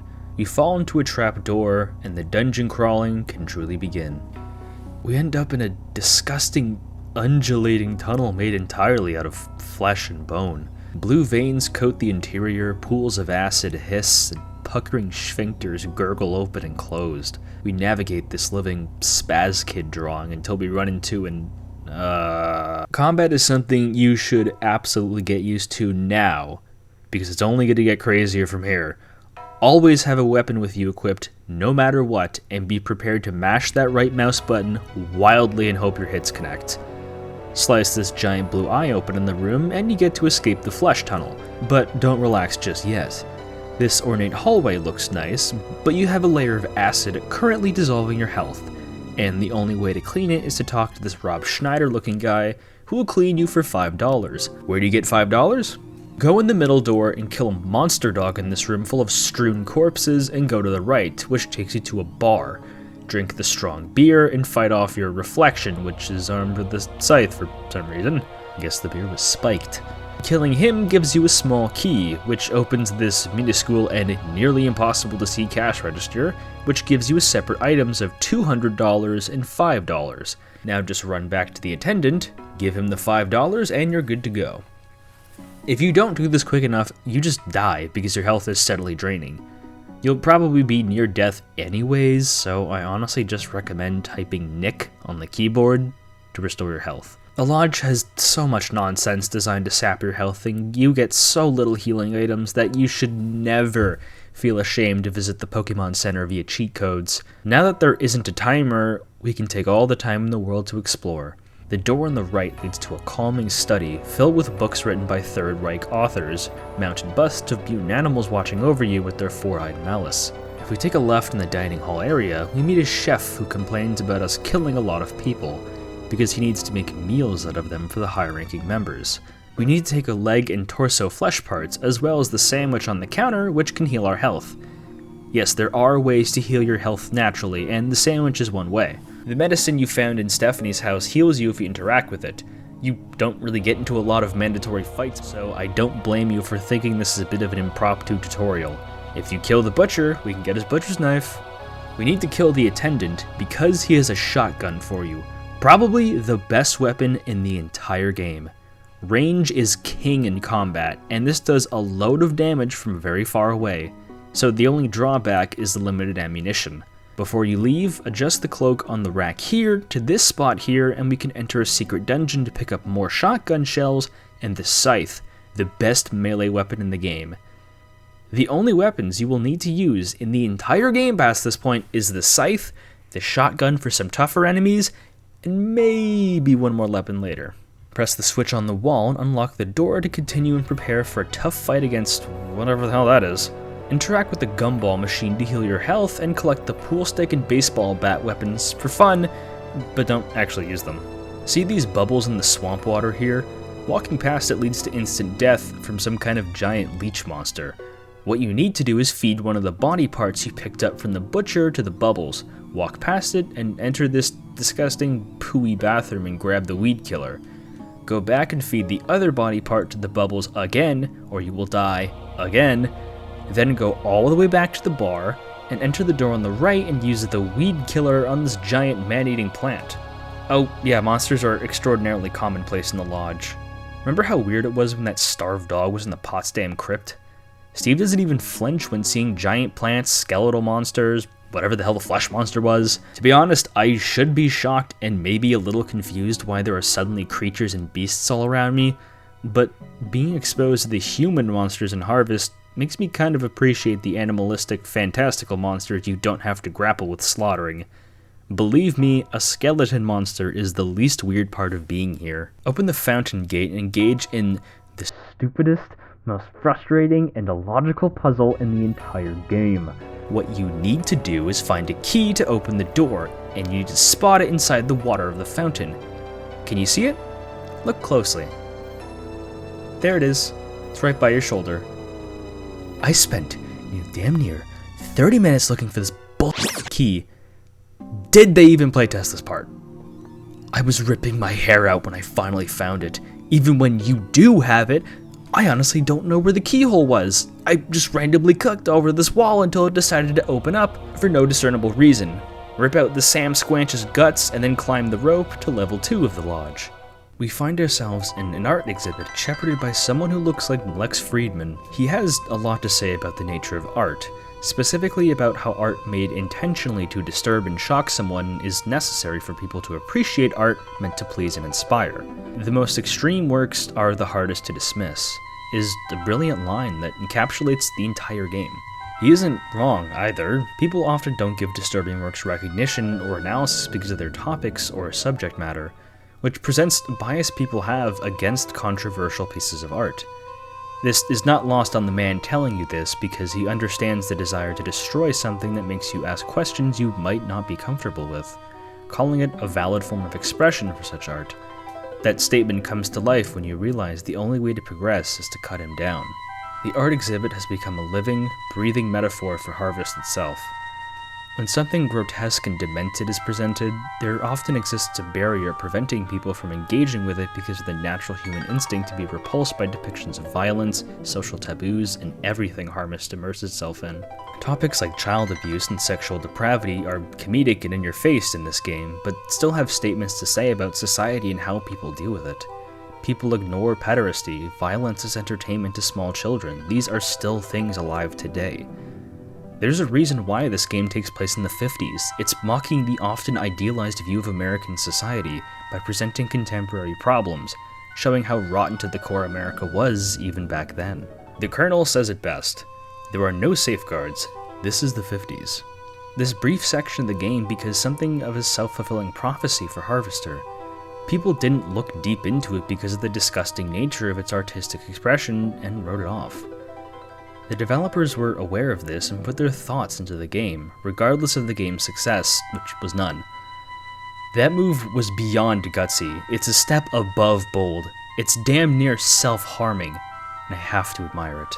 We're allowed to stroll through the art gallery, looking at incredibly minimalistic paintings and sculptures. We don't get to see any of them up close, just Steve's reactions. Some statues are repulsive, erotic, intimidating. We aren't given a good view of any of them, so the ambience of the scene fills your mind, allowing you to come to your own conclusions. Previously, the music was tertiary at best, but when you're given a lot more freedom to explore in the lodge, the soundtrack comes to life with astounding sounds. The soundtrack was composed by Zorch Productions, an indie music group somewhere in Northern Europe. They don't have a lot of media presence apart from Harvester, but let it be known that their work is not underappreciated. I feel like a lot of the lodge's environments are what the kids today would call liminal. Many of these places feel sort of familiar or comfortable, but they're sparsely populated and not trustworthy. Everything just looks off in a genuine way, not from the artistic intent, but simply how the game looks because of its rushed and development chaotic cycle. It's something that can't really be replicated through effort, and I haven't seen another game that does it like Harvester does. These clay dolls, or robots, whatever they're supposed to be, roam these halls and you must take care of them.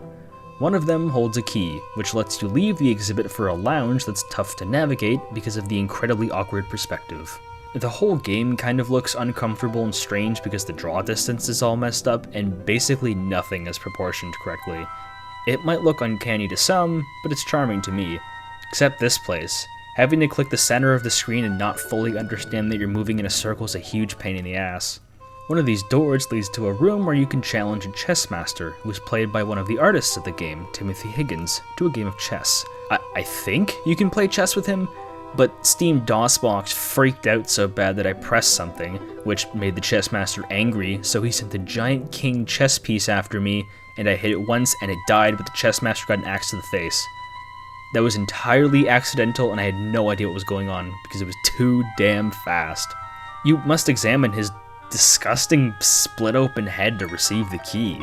Why this key was in his brain, I don't know. I actually had to censor this for YouTube because it's so detailed for no reason. You'll come to notice that there are many ways to progress without killing people, but killing them is usually the quicker, more convenient option.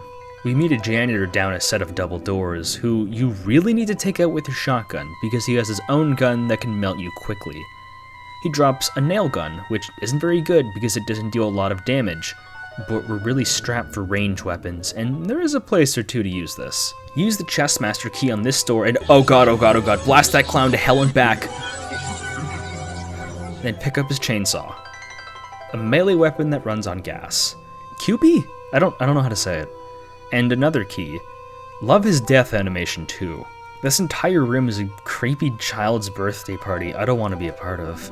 A lot of rooms in the lodge are meant just to scare you, and I know I've been on tangents about the artistic nature and violence and whatever, but I think there is a lot of content that's just there to shock you, like this clown party is very fun, because there's a clear line when you're supposed to take something in and think about it internally, and when you're not, you should just play the game and have fun. A lot of video games that try and have a deeper meaning kind of forget to be video games and let you have fun, so it ends up being something of a walking simulator, or they use game mechanics obnoxiously to convey its stupid story, which Harvester doesn't seem to do. I'm very impressed by how easily you can switch from thinking about a topic deeply to slicing crazy clowns in half without being whipped in the face by its rapidly changing tone. There is a little side quest of sorts where you can talk to this librarian who isn't a member because women can't join the lodge but just manages books. She wants a book from a Mr. Kane, but it honestly isn't worth it and her clues are dead obvious, so I would just say ignore it.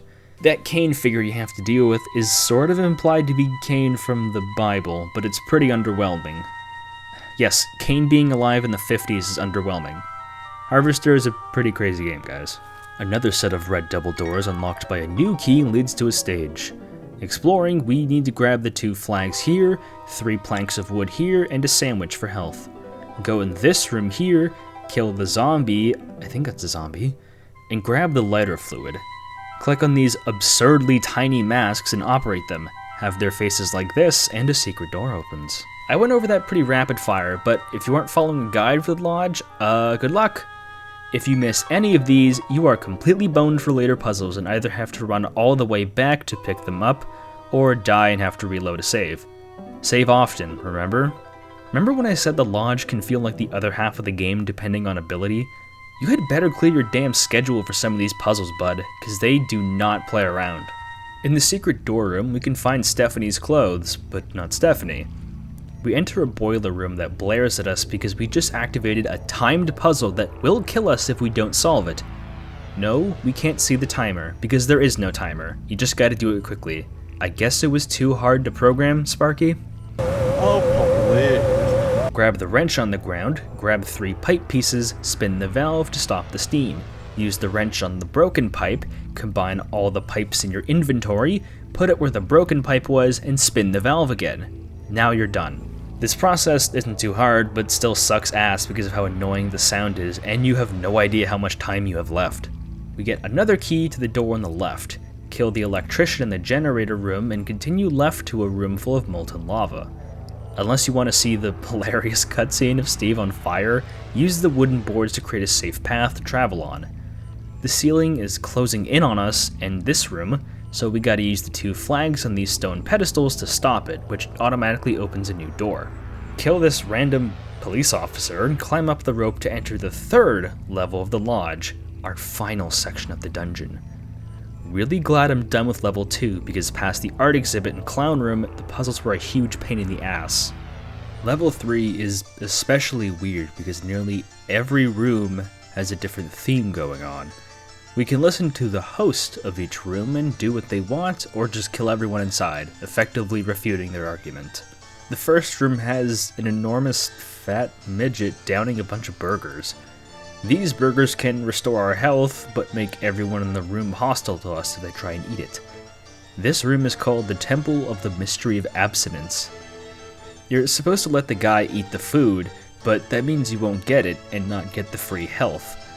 The moral here, spoken plainly by the Secret Servicemen, is that those who advocate for abstinence, in this case refraining from eating food, are those with an abundance of it, in this case the obese man with way too many burgers who won't share them for Steve, someone who desperately needs them much more than he does.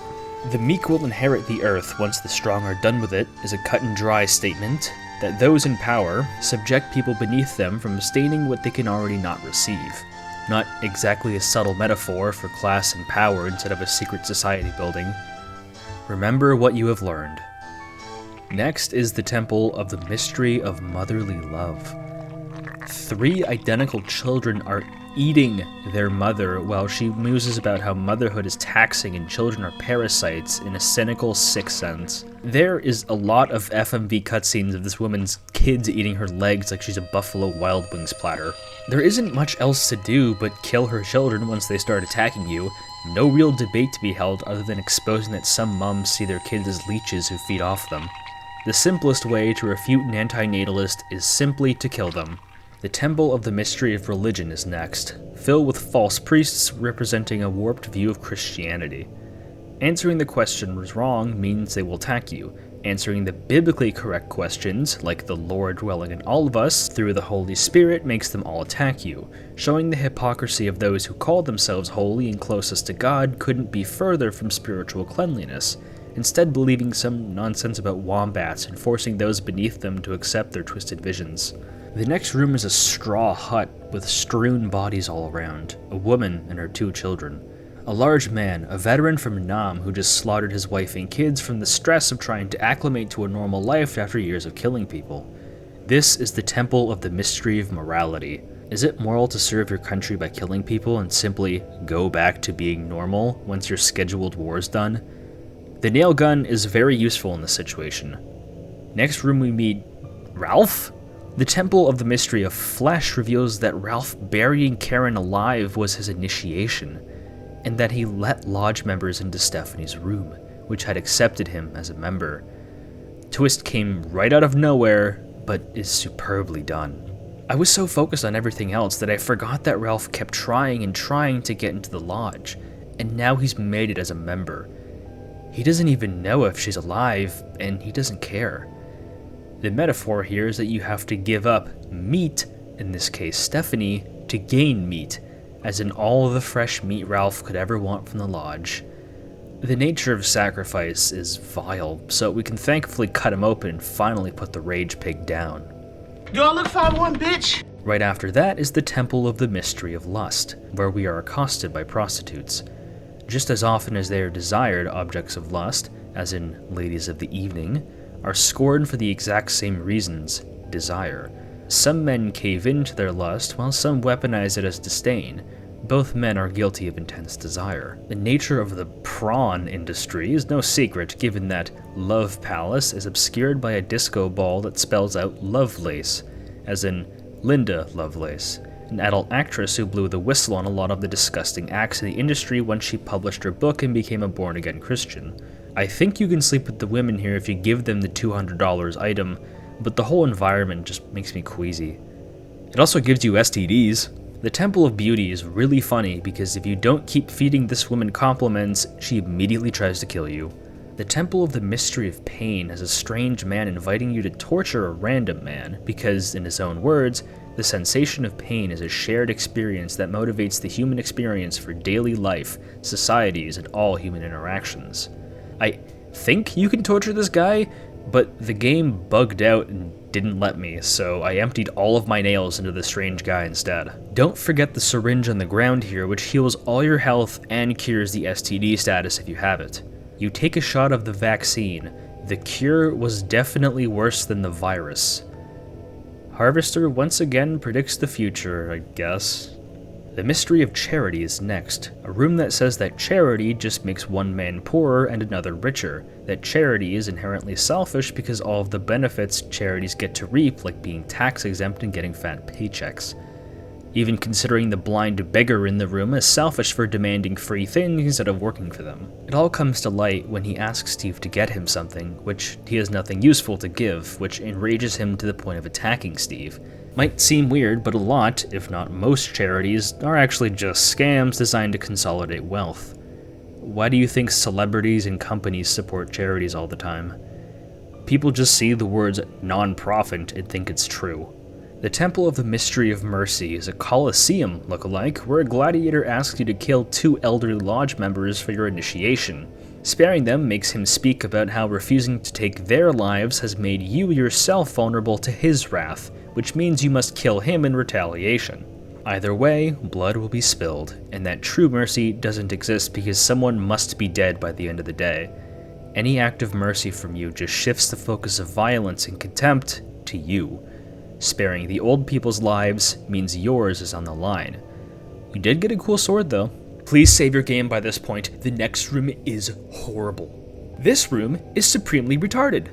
This wanker points a TV remote and summons some guy who pulls out his 6-shooter and melts your health right away.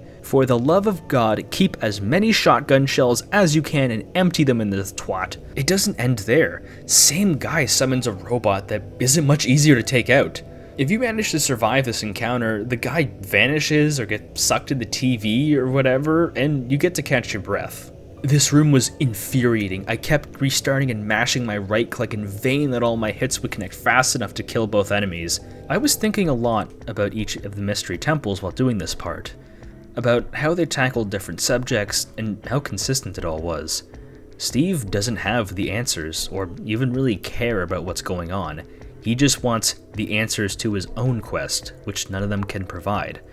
Novel concept, an ideological debate against someone who doesn't care. Steve's role as the guy we're supposed to project onto helps us think about a solution ourselves. I can't say I have the perfect solution for all the problems being presented because they're all embodied by people. The traumatized war vet, the selfish mother, the blind beggar, all caricatures of their own symbolism. So trying to solve the issues they embody without tailoring it to everyone is a fool's task. What I'm saying is there might not be a solution. We're just seeing all of this to be crushed by the weight of these problems existing. There's something to be said that all of these rooms reflect the hypocritical aspect of something that should be positive in most contexts. Abstinence and motherly affection seem like very positive traits, but they're being exposed to the cynicism of harvest and have become warped and polluted. Some temples are more fun than others for combat encounters and conversations, but none overstay their welcome or feel too drawn out, at least when they function properly. Each room looks vastly different to one another, so it's not likely one of them would get too stale or repetitive. If you've gotten to this point in Harvester anyways, you're in for the long haul. Once you leave the TV room, there is absolutely no going back, so I highly recommend you save this one last time. Our last room is the Inner Sanctum, where the school principal greets us, revealing his lodge membership. His indoctrination of Harvest's children has not gone unnoticed. But there's one more encounter to fight. This, wizard? I think he's a wizard because he shoots magical bolts at you, and you had better take him out quickly. Once you slay him, the game is effectively over. Did that feel anticlimactic? It does, to me, and I thought we'd get to at least talk to the principal, or do something. But Steve doesn't stop for love nor money, and he confronts the armsman at the end. The cutscene here is very long and shoots a lot of info very quickly, so I'll summarize. We ask about Stephanie by giving up the doll we picked up from the clown. Stephanie is alive but undressed and held hostage. This weird iron lung contraption she's in was connected to the ropes we had to climb to progress as a final FU to Steve. Stephanie is released, but Steve wants one more thing: the truth. The armsman explains that the monsters, the askew nature of Harvest, absolutely everything, is a simulation that's been affected by the subject's mind. Meaning that Steve is somewhere hooked up in a lab by the Harvest Moon cult, which does exist outside of the reality of Harvest, being tested for initiation. Meaning that everything you've done, people you've met and killed, has all been fake, and a test specifically for you. Steve has completed the tasks and is allowed to join the cult and become a killer, a part of a secret society of serial killers and elites with the sole motive to sow chaos into the world through death and destruction. You're given one last choice. You can become unhooked from the machine and go back to the real world and join the Harvester cult, but Stephanie cannot come with you. The second choice is to live in Harvest forever, married to Stephanie, but the both of you will be killed in the real world. The choice is freely yours. The cult wants you to join them, while Stephanie wants you to reject them and live together with her. You are free to choose either. First off, what the fuck? Let me break this all down.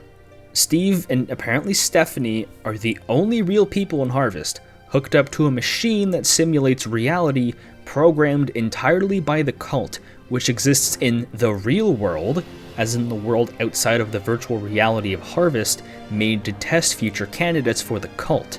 We don't know how they got these two in the first place, and it doesn't really matter. I must ask, if the machine's purpose was to create new lodge members who are also serial killers, why even give the option to refuse? I know the question flies in the face of the entire game, but if you're going to do a virtual reality twist, I highly recommend you at least make it more consistent with the game. But somehow, this twist worked better in Harvester than in Danganronpa 2. Huh. Regardless of if you kill anyone, you don't absolutely have to and follow all the orders given to you in the lodge. You pass the test. Maybe that was too advanced for a 1996 computer game, but I feel like it's a sorely missed opportunity to have all your actions flipped back on you. If you played like a sociopathic freak, should you even get a choice in becoming a cult member? If Chrono Trigger could remember your actions for a cutscene, I feel like Harvester should have too. Or perhaps include some kind of alignment system like Shin Megami Tensei, where taking specific actions and choosing specific dialogue contributes to an alignment that decides your ending. Perhaps an effect of the chaotic development of the game means that many features that would have greatly benefited it had to be excluded from the release. Now, that being said, armed with all this information, I chose to kill Stephanie and escape myself. Why? Well, we haven't been shown any proof that she exists in the outside world. We can at least see this: a heart monitor flatlines when Steve is killed in the blood drive, so he exists, but I'm not so sure about her. Choosing this ending means we must beat a quivering, begging Stephanie to death mercilessly. And by beat to death, I mean tear out her skull like Scorpion. Damn. Steve awakes in a lab and is congratulated by the Lodge on becoming a fully fledged member. Unfortunately, Stephanie is revealed to be a real person hooked up, but for some reason she's in her underwear while Steve is fully dressed. Steve hitchhikes with a random woman, until he mercilessly butchers her with a knife. Cut to Steve, presumably at home, playing Harvester, the game we're playing right now.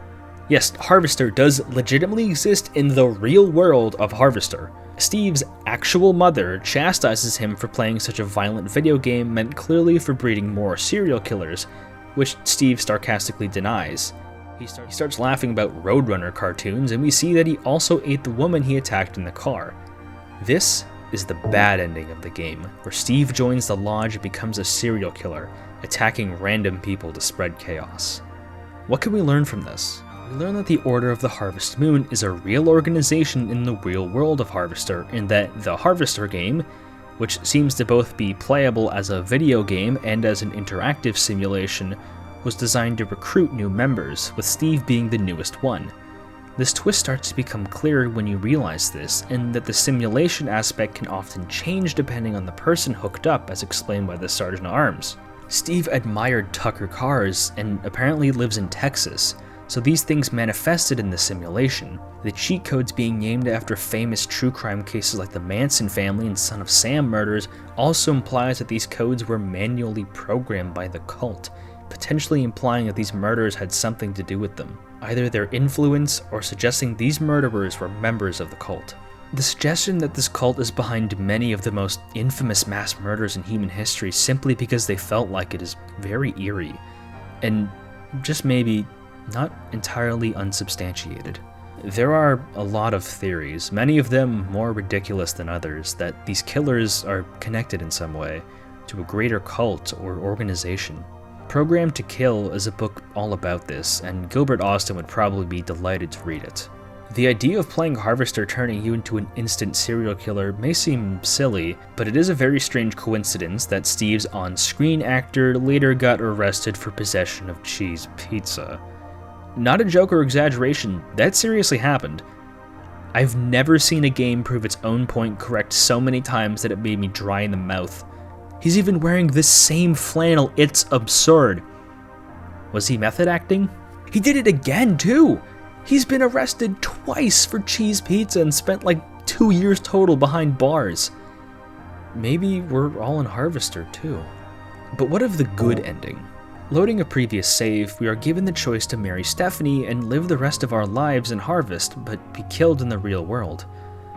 Him and Stephanie get married, buy a house, presumably after Steve got the job at the slaughterhouse, and have a child together. Things seem peachy until we cut back to the real world, where Steve and Stephanie die coldly on observation tables with the 2 lab workers working on them watching, while a cabal of shadowy figures watch above them.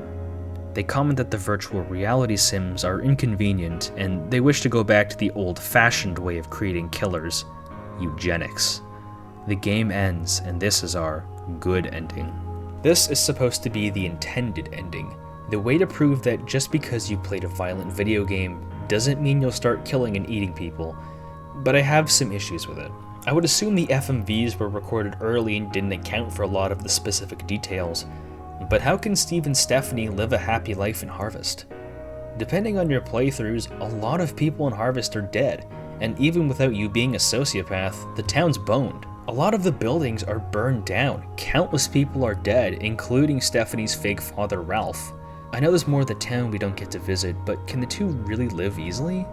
Especially knowing that everything is a simulation made to test them? Think about it, if you and your wife were the only real human beings alive in town, would you be happy enough to raise a child in it? Actually, that idea might be the basis for like all the marriages in the country. I don't think there even is a world past the mountains of Harvest anyways. That's gotta blow. Would Stephanie still marry a Steve that freely killed people for the lulz? Or is that part non-canon to the good ending, but canon to the bad ending? Also, the lodge looking the exact same in the real world as the outside world is hilarious. The mentioning of eugenics is interesting because remember the busts of the founding fathers when you first entered. If the lodge truly dates to at least the 1700s, who knows what their goals are and how long they've been around for? This is one of the darker secret societies I've ever seen in a game, and the Lodge could use their own entire video connecting to true crime and conspiracies and whatnot. With those two endings, we have reached the very end of Harvester. It is extraordinarily difficult to try and summarize the entire game in one sentence, and most people don't even try to. Chances are if you ask someone about it, they'll just tell you you were always a kidder, Steve. Let's do a rapid fire for the quick goods and bads of Harvester. It has a wonderful story. As in told entertainingly, the content itself is unhinged. It's unorthodox and confusing, sometimes not paced the best, but the clues are laid early on, and the tone is rock solid and established right away. The twists and turns feel unexpected, but never unearned. There really isn't anything like it. The game does something really impressive and manages to be hilarious about things you probably shouldn't be making jokes about, but damn near every joke is laugh out loud funny because of how hammy everything is. The performances from the on-screen actors work so well because everyone is so silly in delivering their lines that the quality of the acting sorta doesn't really matter. There aren't a whole lot of FMV cutscenes in the game, so you won't really get a chance to see them walk around and engaging with other characters, but that's the Harvester's benefit. Some may say it's janky and clumsy, but I say it's entertaining and witty. Harvester balances phenomenally well in having a deep purpose and also being a video game. It didn't pull an Undertale and make a really tedious game where storytelling comes first and playing a game feels like anal torture. Even if the combat is bad, there aren't huge swaths of gameplay that are solely conversations or just combat. Even when one is clearly the focus in the moment, the other is never thrown out. The Lodge swaps from room to room like this, conversation to bloody murder. That purpose as well is something we don't often see. It might be unorthodox to critique the usage of violence in media and also use it as a selling point, but the entire point of the game, referring to the in-universe version of Harvester, was to program serial killers, while the version of Harvester we have was meant to critique the very idea the evil cult wanted to use it for.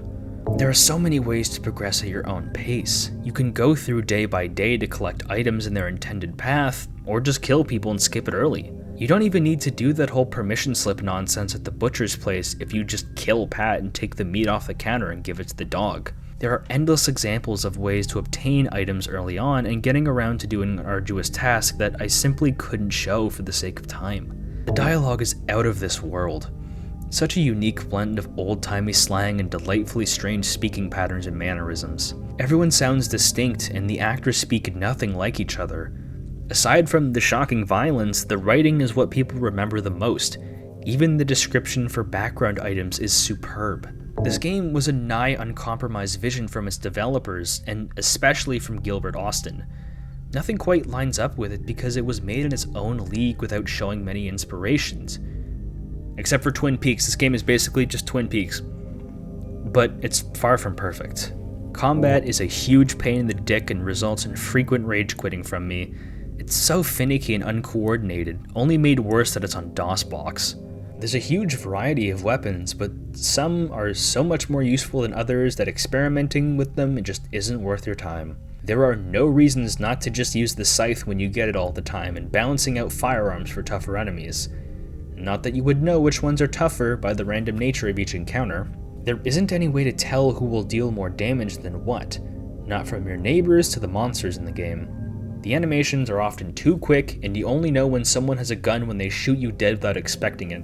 Many, if not all, the puzzles in the game are total guesswork and take much longer just to figure out what's going on than trying to solve them. I respect this game for letting you figure it out on your own and not treat you like a fool because your game was made for Twitch streamers, but the total lack of direction is a real pain and leads to a lot of wasted time.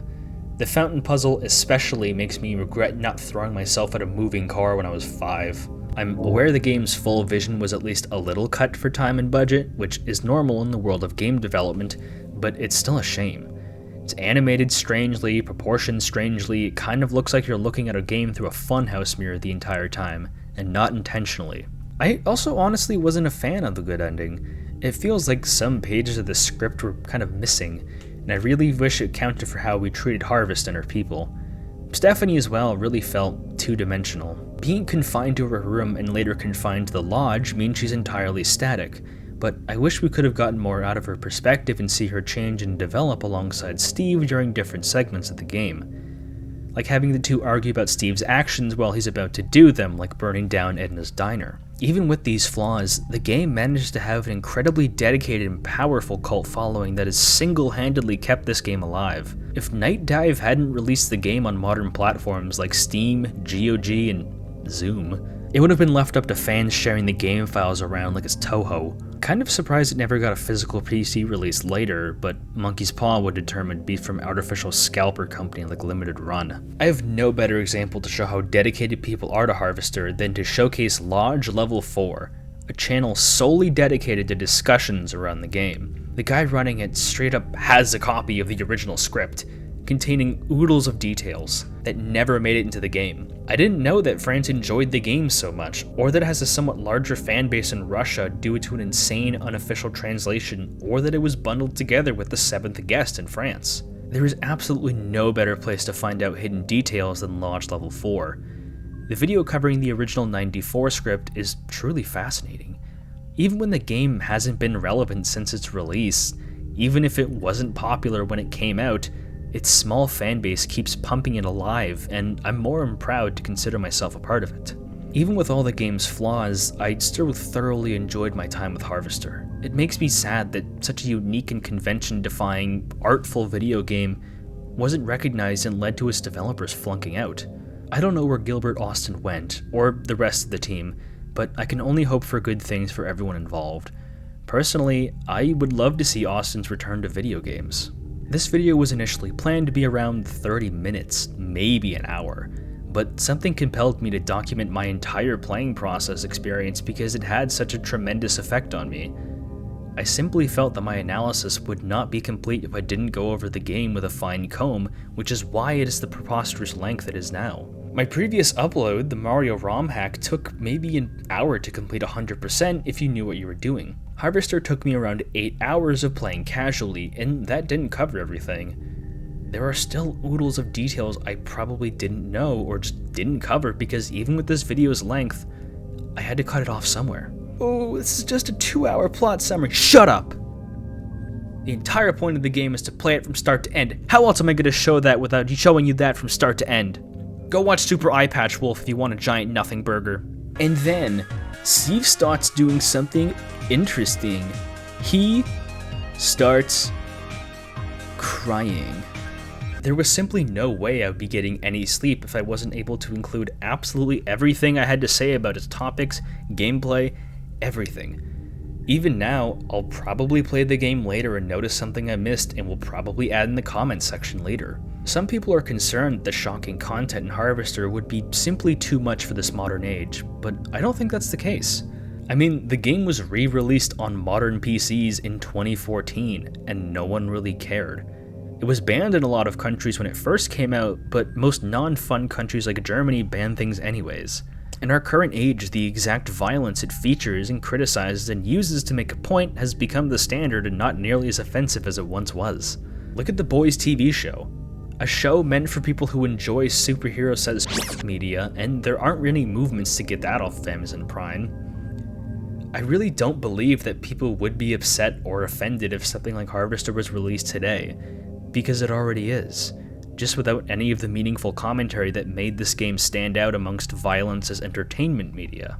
Violent media is at an all-time high selling point, but people justify it with narrative inclusions like everyone dying brutally was a bad person, or something that allows our minds to rest at ease and not wrestle with the concept past flashing red colored lights. I'm not saying I know best, or even that Harvester is a flawless way to teach the message, because it isn't. But if we aren't careful and let our youth consume endlessly violent drivel, then we might end up like Steve. And as always, thank you for watching Strange Gaming, and have a lovely rest of your day.